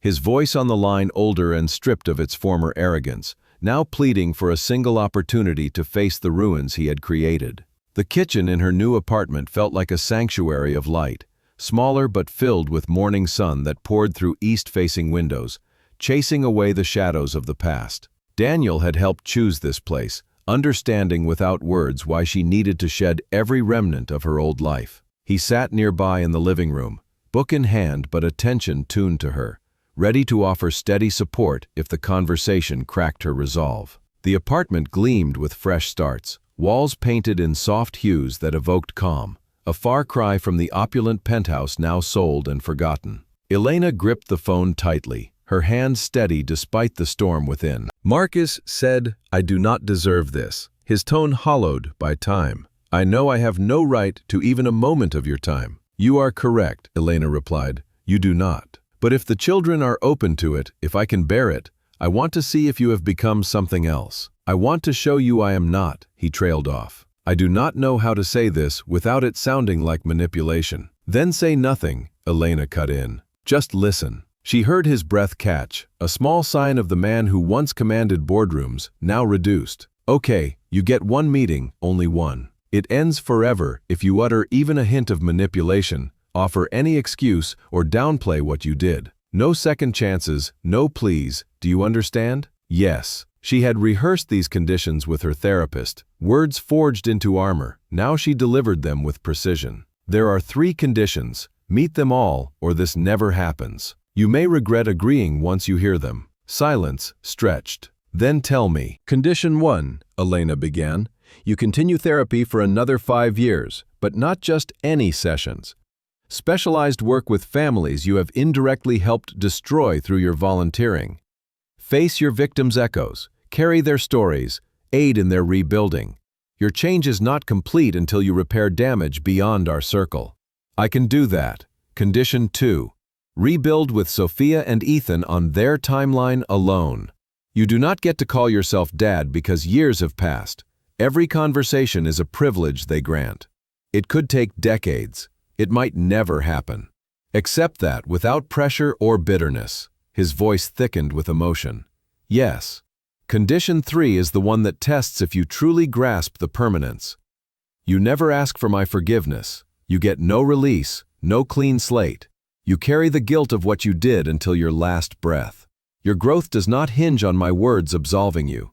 I am not here to hand you peace." Long pause, his breathing audible as he processed. She meant it, eternal weight, no escape through her mercy. "Understood," he whispered finally. "And I agree to all." "Why?" Elena pressed. "What do you gain if not forgiveness?" Quiet lingered. Then, softly, "The opportunity to prove my regret is real. Not so you forgive, but so you know the sorrow exists. One day, you can look back on your years and see some truths amid the lies." Elena's chest tightened. She refused sympathy, but his words held a rawness absent from his old charm. Still, trust remained shattered. "The appointment is in 3 weeks, she said. "Dr. Philomena Crest, family trauma specialist. Be on time." Bring nothing, no tokens or notes. Just show up as you are. And brace yourself. The children will unleash everything they have held back. You sit and absorb it. No defenses. I will. If you cannot handle the truth of your actions, if you leave, that is the end. But I will not go. Marcus, she said, the name feeling distant on her tongue. I am serious. One misstep and you vanish from our lives permanently. I know. Thank you, Elena, for even this. Do not thank me. This is not for you. They must test if change is possible and move forward knowing they offered one shot, and you either met it or failed. This centers on them, not you. I understand. She ended the call, her hands shaking as she set the phone down. Daniel appeared in the doorway, his face etched with concern. You okay? I do not know. Maybe. I just committed to sharing a room with the man who dismantled me. He wrapped her in his arms. You are the bravest person I know. Or the most foolish, fearless, he insisted, because you choose to confront when walking away would be easier. That takes strength, but Elena felt terror, not strength. What if his presence reopened wounds she had labored to seal? What if he remained the same predator? Was this all a ploy to inflict more harm? Sophia arrived that evening for their routine dinner, helping chop vegetables in a bid for normalcy. Ethan joined soon after, and the three sat around the table like strategists plotting a campaign. He accepted the conditions Elena shared. Sophia and Ethan exchanged glances. I discovered his videos, Sophia said. All of them. What? Elena's pulse quickened. Why keep that from me? I needed time to absorb it first. She opened her laptop, playing the confessions where Marcus laid bare his crimes, warned others, and took full blame without seeking pity. They viewed together video after video showing his evolution, work at shelters, and raw admissions. Ethan wiped tears. Is it authentic or just an act for the camera? I cannot tell, Sophia admitted. That is what the session will reveal. Elena studied the screen, noting how time had aged him. Lines deep, eyes carrying a burden absent before. But was it genuine remorse or learned performance? I want to believe people can evolve, Sophia said softly. Because if not, what is the point of therapy, of trying? If we are locked in our darkest selves, no light exists for anyone. That places immense pressure on one meeting, Daniel observed from the side. I know, but that is the reality, Sophia replied. She turned to Elena. Are you prepared for this? No, Elena admitted, but I am doing it regardless. The following 3 weeks dissolved in a haze of doubt and preparation. Elena dreamed of the anniversary again, the glass shattering, but this time she strode out with dignity, children at her side. Waking, she felt no resolution, but the faint outline of possibility on the horizon. The day arrived. Elena chose her outfit carefully, balancing between strength and approachability. Sophia picked her up, then Ethan from his place, his suit a shield of formality. Ready? Sophia asked. No, they chorused. Good, me neither. The drive to Dr. Philomena's office was silent, the building sleek with glass facades that promised safety but felt impersonal. The waiting area held only Marcus, head lowered, hands folded as if in supplication. He stood hesitantly as they entered, then froze, unsure of protocol. Hi, he said, no endearments or assumptions. Hi, Ethan replied, voice strained. Sophia merely nodded, words stuck. Elena regarded him, feeling an emptiness where love and hate once warred, just a blank space marking lost years. Dr. Philomena emerged, her presence commanding with silver-streaked hair and eyes that pierced illusions. Come in, all of you. The room had arranged chairs in a circle, no desks or couches to hide behind, forcing vulnerability. They sat, the distance between them vast as an abyss. You all understand why we are here, Dr. Philomena said. Marcus, the floor is yours. Speak what needs saying. He hesitated, then began. I am sorry. That is not enough. I know it is not, but it is true. I destroyed everything beautiful in my life. I hurt the people I loved most in the world. And I did it on purpose over the years with calculation and cruelty. Tears tracked down his face, but he let them fall, exposing the rawness. I am not asking for forgiveness. I am not asking you to understand.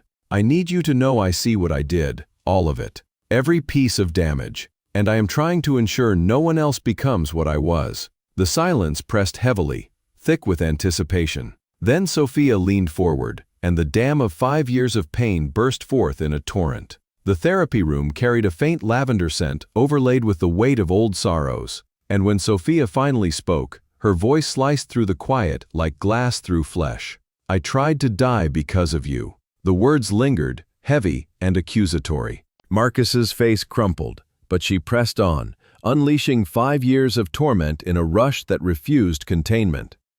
"I am 21 and terrified of touch, because closeness summons you and her into my bed, my supposed safe space. Do you grasp what you stole?"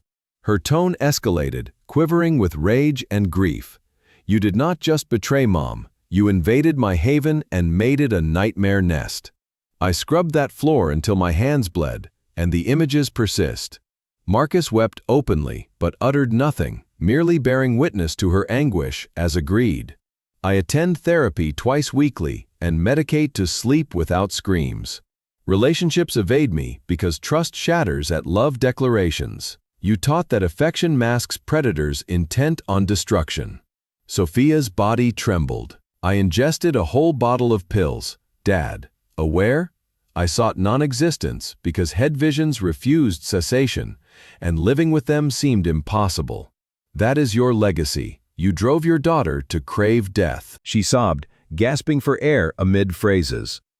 Elena reached for her hand, but Sophia withdrew. He needed to complete this so he could absorb every shard. "I study psychology now, dissecting trauma, brain betrayal, and processing. Learned your act was violence, not physical, but equally ruinous. You breached my boundaries, trust, and safety foundation. And worst, voice-dropping, absolute worst. I adored you, idolized you as the world's finest man, and you permitted that belief while dismantling all." Dr. Philomena interjected gently. "Sophia, pause for now. Allow your brother room." Ethan had sat silent, pallid, breaths shallow. His words emerged so faintly they strained to hear. "You forced me to betray Mom, 5 simple terms, devastatingly potent. I was 19, still your son, believing your goodness. You morphed me into your partner in crime." Ethan's voice fractured. "You compelled secrecy, claimed it shielded Mom, made lying seem loving." He met Marcus's gaze directly for the first time. "I contemplated suicide often, Dad,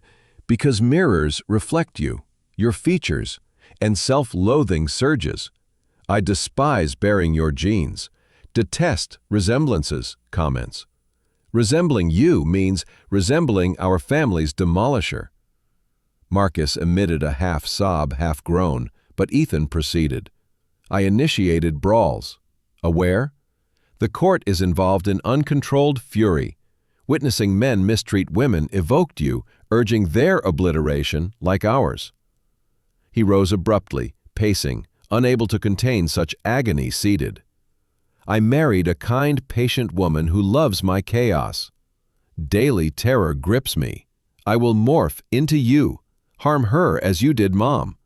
Your disease lurks within, awakening to render me monstrous." Marcus collapsed to his knees from the chair, face buried in his hands. "Number. God, number. Ethan, hear me." "Not finished," Ethan's shout echoed. "You forfeit comforting, forfeit mending," Dr. Philomena mediated. "Marcus, permit completion. You consented." Marcus nodded, kneeling, frame convulsing with restrained sobs. Ethan's tone calmed eerily. "I serve at domestic violence shelters, community mandate initially, but persisted in comprehending your deeds and sitting amid women enduring men like you. Learned. I am unlike you. Manipulation does not make a manipulator. I was a victim too, not a mere accomplice.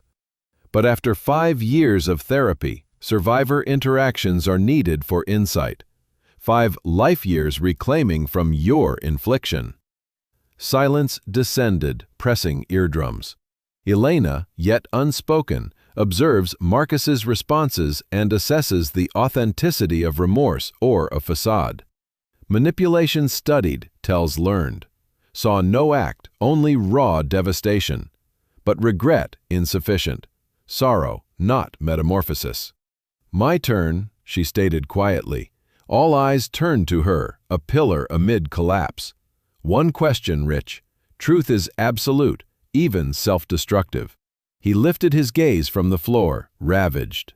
Anything. Did any mean something? Voice steady despite internal quake, wedding tears in vows. Labor with Ethan. Handheld for 18 hours. Father's death. Night-long hold. Necklace gift. To my eternal flame. Pause, mustering for haunting query. Real any? Or marriage performance awaiting upgrade? Marcus paused eternally, she thought, unresponsive. Then, real, every instant. Loved you beyond knowing how, more than any. You are, the finest known. Brilliant, compassionate, patient with the mother's illness. Patient with me, is impossible with all. Wiped face, trembling hands. But self-love prevailed, that illness. Loved genuinely, yet chose harm because ego, desires, and wants outweighed your welfare. Makes terrible. Love existed, insufficient to halt selfishness. Elena processed. Worse than loveless, meaning affection fails to prevent. Can love and still annihilate? Loving man existed, Marcus continued. Buried under entitlement, ego suffocating him, you, us. I choked it. You deserved a superior. Yes, Elena concurred plainly. I did.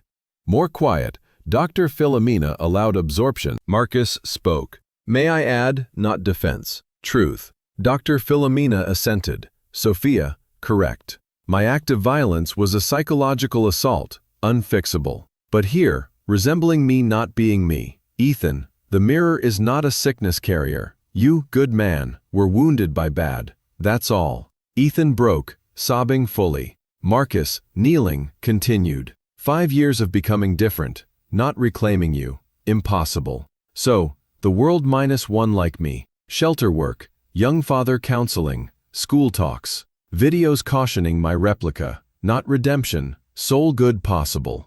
Gazed at each, no forgiveness plea, no forget request. Ask coexist occasionally. Years hence, dinners not family, not foes, shared history folk. Sophia and Ethan eyed Elena, her call. Never love again.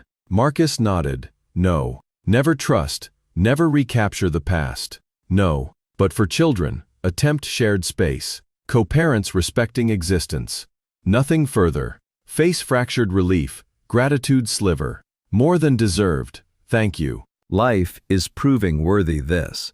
Sophia wiped her face. Monthly dinner, therapist present initially. Manipulative hint, done. Understood, Ethan nodded. And wedding attendance. Back row, no aisle walk, mom's roll. No toast. Witness, I found love despite your lessons. Present as needed. Dr. Philomena spoke. Solid effort, challenging but fruitful. Return next month. Process, plan. Rose, motion, awkward.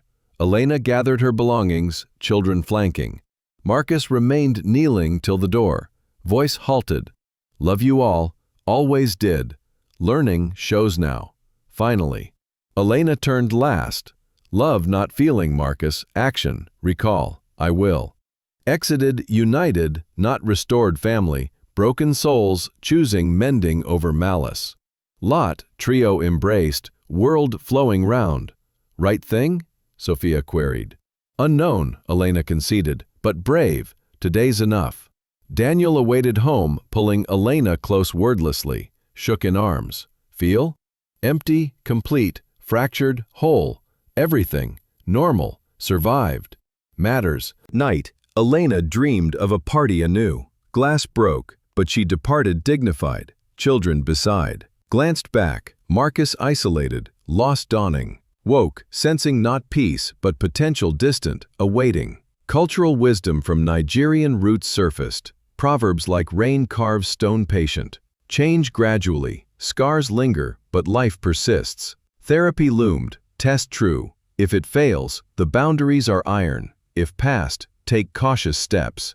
Not absolution, acknowledgement. Enough begins. The first dinner unfolded 6 weeks later in a neutral restaurant. quiet corners shielding them from prying eyes. Sophia arrived with Dr. Harlan for oversight, Ethan with Mia, clasping his hand beneath the table. Elena came solo, needing no buffer beyond her resolve. Marcus waited in the booth, posture tense, dressed to avoid any hint of overreach. He rose briefly as they approached, but sat quickly, offering no embraces. "Thank you for coming," he said, voice measured. The meal progressed awkwardly, silences punctuated by cautious exchanges. Sophia inquired about his work. He described shelter duties, counseling sessions, and school talks without embellishment or self-praise. Just the facts, no heroism claimed. Ethan shared graduate research on trauma dynamics.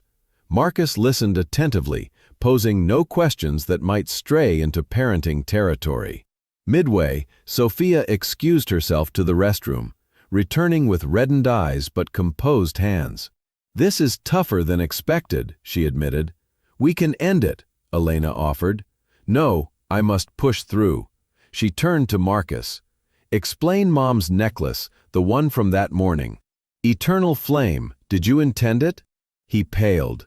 "Yes," meant every word, but I failed to comprehend forever's demands. The daily choice over temptation. I faltered. Sophia nodded, absorbing. Needed confirmation that some fragments were genuine. "Love existed," he added. "I was too fractured to honor it." They ate quietly for a while. Ethan asked, "Still have Mom's heirloom recipe book from her grandmother?" Marcus looked pained. "Gave it to Clara for safekeeping. Thought you would want it preserved. May I reclaim it for Mia? She wishes to learn those dishes. I will deliver it this week."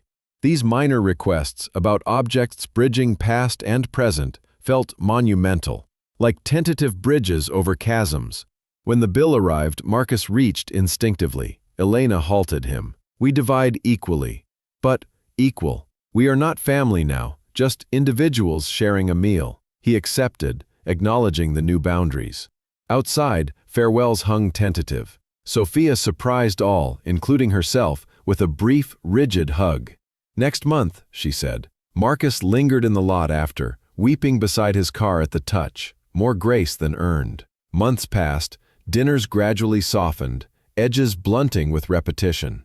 Ethan's wedding neared. Marcus assisted peripherally with funding elements, without insertion into plans. The day dawned clear, him in the back pew as directed, witnessing vows exchanged with Mia, her kindness evident in every glance.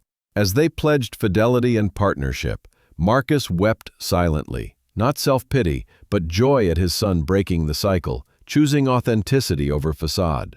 The reception was festive. Sophia approached with photo booth strips, silly poses eliciting faint smiles. "Thank you for attending," she said. "Ethan needed this. Thank you for allowing." She studied him. "You are truly different, waiting for the slip, the old self to resurface. But that version is gone." "I hope so. He deserves burial." Elena observed from afar, Daniel's arm around her in her favored blue, a color Marcus once disliked. She laughed freely, happiness genuine, unshadowed. Before departing, Marcus neared her table. "You appear content."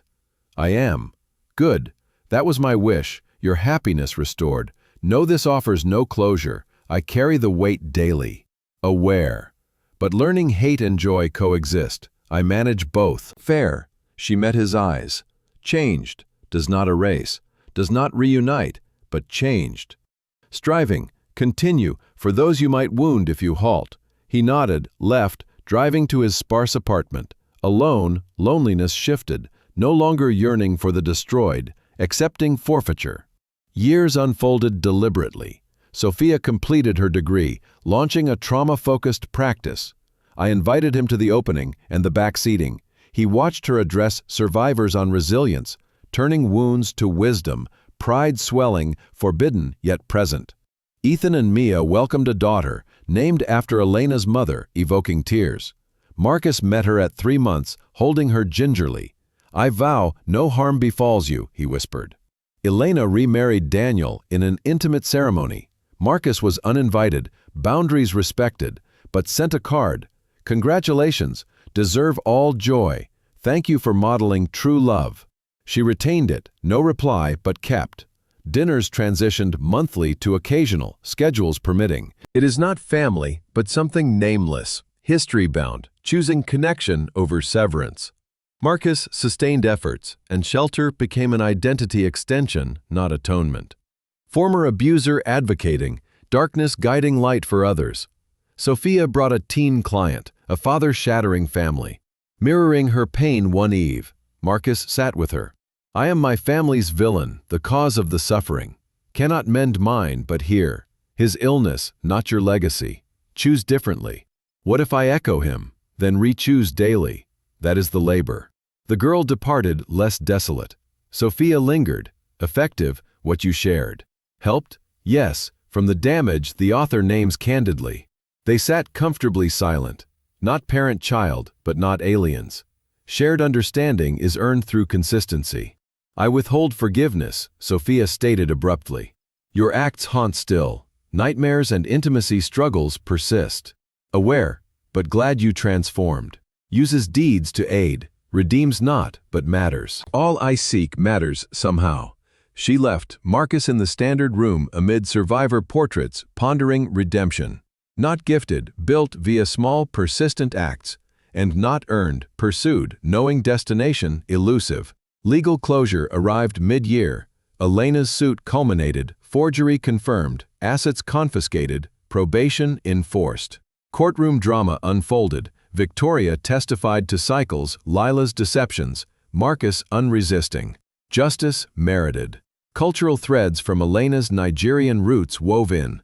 And proverbs like broken branches bear the sweetest fruit and guide dinners. Beatrice's will surfaced complicit notes urging Marcus's upgrade, adding betrayal layers. Therapy incorporated, family sessions occasional, processing growth. Decade dawned, Sophia counseled, Ethan parented vigilantly. Marcus advocated ceaselessly, and the temptation to revert was quashed. Final dinner sparked tension, an old pattern glimpsed in a casual remark. Boundaries reaffirmed swiftly. Elena with Daniel. Change authentic, scars perpetual, not pardon, vigilant optimism. Humanity's malleable heart amid unhealed fractures. Years had passed since the initial therapy session that tentatively bridged the chasm between destruction and fragile coexistence. Still, the legal machinery Elena had set in motion ground onward with inexorable force. The lawsuit, filed after discovering Marcus's forged signatures on the Penthouse deed, now climaxed in a downtown courtroom bathed in harsh fluorescent light. Elena sat in the plaintiff's box, flanked by Sophia and Ethan, their faces a mix of resolve and lingering pain. Daniel squeezed her hand from the gallery, a silent anchor amid the storm of revisited betrayals. Across the aisle, Marcus appeared diminished, his once commanding presence reduced to a man in a plain suit, eyes downcast as the judge called the case to order. Elena's attorney, Octavia, opened the door precisely, laying out the evidence like a surgeon exposing infected tissue. She declared that we have irrefutable proof of forgery, projecting the documents onto a screen. Experts have analyzed the signatures, showing discrepancies in loop formation and slant, which are clear fraud indicators. This was no impulsive act, but a calculated scheme spanning years, designed to strip my client of her father's legacy, while she supported the defendant's lifestyle and cared for his ailing mother. The courtroom murmured, jurors leaning forward as Octavia introduced bank records, showing Marcus's siphoned funds and emails plotting the transfer. Victoria took the stand first, her voice steady despite the visible toll of past wounds. As his first wife, I endured the same pattern, she testified. He charmed me, married into my family's wealth, then forged documents to claim it all, before vanishing with a younger woman. I lost everything, my parents' inheritance, my home. It took years to rebuild, but the scars remain. Octavia prompted. And how does this relate to the current case? It is identical, Victoria replied. The forgery technique, the timing after securing trust, and even the excuses. He is a serial offender, preying on vulnerability. Lila followed, her testimony adding emotional depth to the financial crimes. She said I was his mistress, unaware of his living family, and my hands were trembling slightly. He fed me lies, copied love letters from Elena's past to woo me. I realized I was a tool in his deception when I discovered the truth. Octavia displayed the letters side by side with Elena's blog excerpts. See the verbatim phrasing? This manipulation extended to forging documents, making me unwittingly complicit in his plans. Lila glanced at Marcus, who met her gaze without deflection. I testify to expose how he operates so no one else falls victim. The prosecution's case was built layer by layer, incorporating digital forensics, showing Marcus's searches for forgery tutorials and emails to shady contacts about asset transfers. A financial expert quantified the damages. Millions in potential losses had the fraud succeeded, including the penthouse's value and accrued rents Marcus had never paid. Elena testified next, her voice clear and unflinching. I trusted him for 25 years and supported his business ventures while working double shifts as a surgeon. He repaid that with betrayal, not just emotional but financial, attempting to steal the home my father left me as protection against men like him. Cross-examination probed for weaknesses. Marcus's defense attorney suggesting marital disputes clouded judgment, but Elena remained composed. Disputes do not justify crime. Forgery is fact, not feeling. The jury nodded, her dignity evident. Ethan and Sophia provided impact statements, detailing how the fraud compounded their trauma. Discovering the plot made me question every memory, Ethan said. It was not just property theft, but of our sense of security. Sophia added, knowing he planned this while using my room for his affairs amplified the violation. It turned our home into a crime scene. Marcus declined to testify in his defense, which surprised the court. His attorney argued remorse and change, citing years of therapy and volunteering. But the judge, reviewing the evidence, ruled swiftly. The forgery is proven beyond doubt. Given the pattern of behavior, this court sentences the defendant to 5 years probation, full restitution of attempted gains, and seizure of assets tied to the fraud. Marcus stood impassive. Justice deserved, he said quietly as handcuffs clicked for processing, though probation spared immediate incarceration.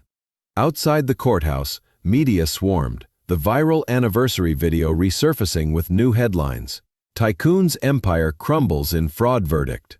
Elena addressed them briefly. This closes a chapter, but healing continues. We seek no vengeance, only accountability.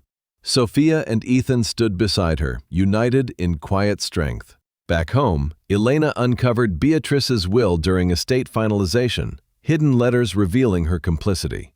In one, Beatrice urged Marcus, Elena has served her purpose, time for fresh energy. Secure the assets first. The revelation added bitter layers, confirming Beatrice's role not as a passive observer, but an active instigator.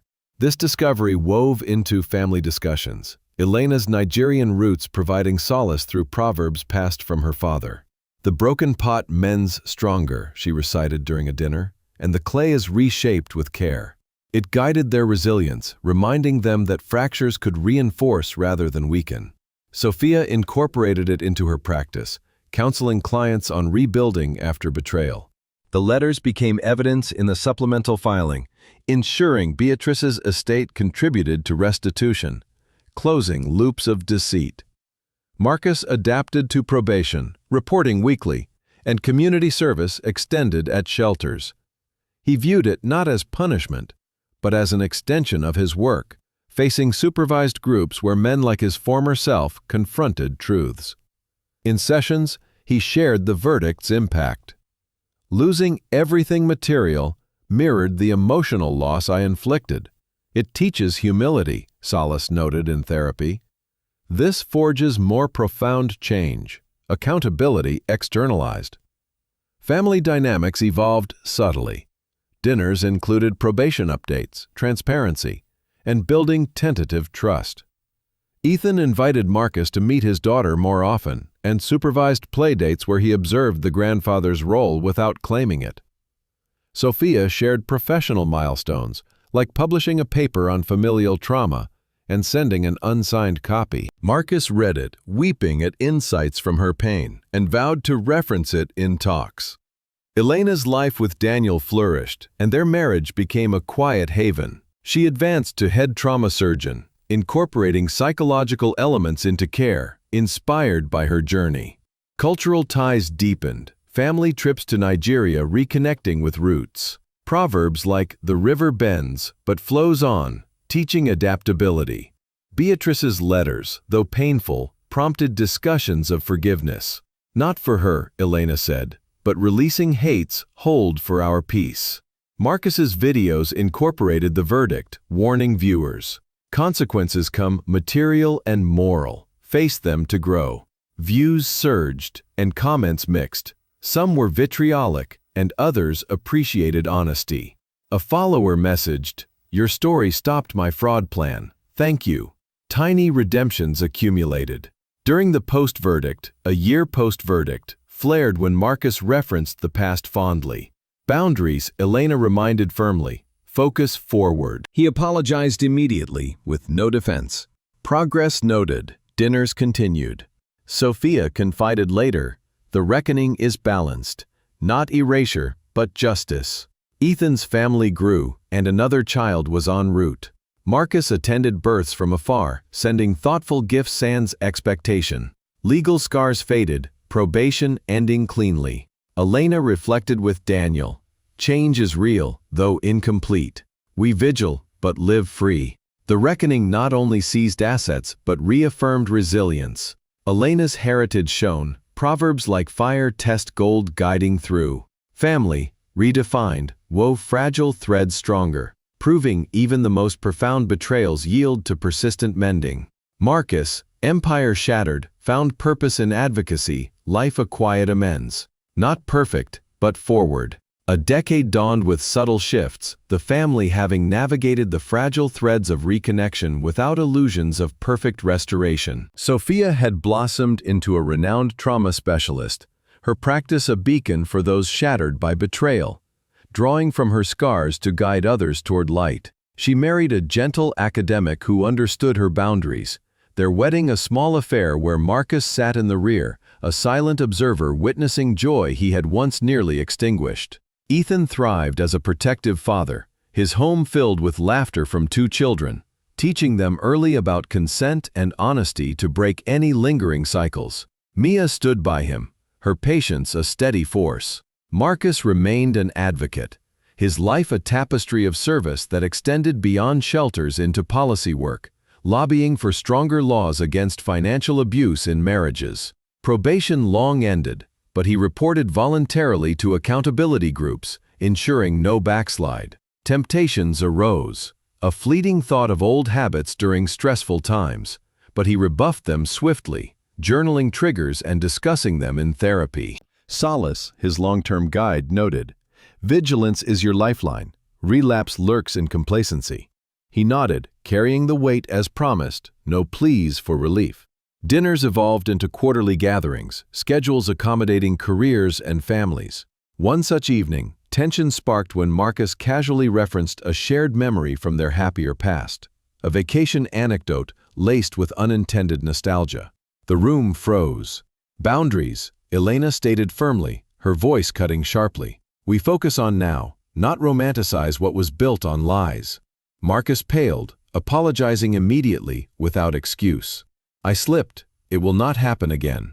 Sophia eyed him warily. "That felt like testing the waters. If patterns return, we sever." "Understood," he replied. "No resentment, just acceptance." The clash prompted a family huddle post-dinner. Elena and Daniel reflected later. "Change seems solid, but vigilance is eternal. We monitor and protect our peace." Daniel agreed. "You have built this strength." Nigerian proverbs from her heritage resurfaced, like the watchful hen guards her chicks. It reminded me of constant awareness, not paranoia, but prudent care. Sophia incorporated similar wisdom in sessions, advising clients on post-betrayal navigation. Forgiveness optional, boundaries mandatory. Ethan confided in Marcus during a rare one-on-one walk in a children's park outing. "The verdict and years reshaped you, but scars we bear do not fade." Marcus nodded. "I know. Your happiness despite me is my greatest lesson. Ethan paused. Grandkids ask about you. We share truthfully, age appropriately. They decide to connect when they are older. Fair, Marcus said. Earn it daily. Elena's career peaked as hospital department head, integrating psych support in trauma care, her experiences informing protocols. She authored a book on resilience, anonymizing details but drawing from life. Royalties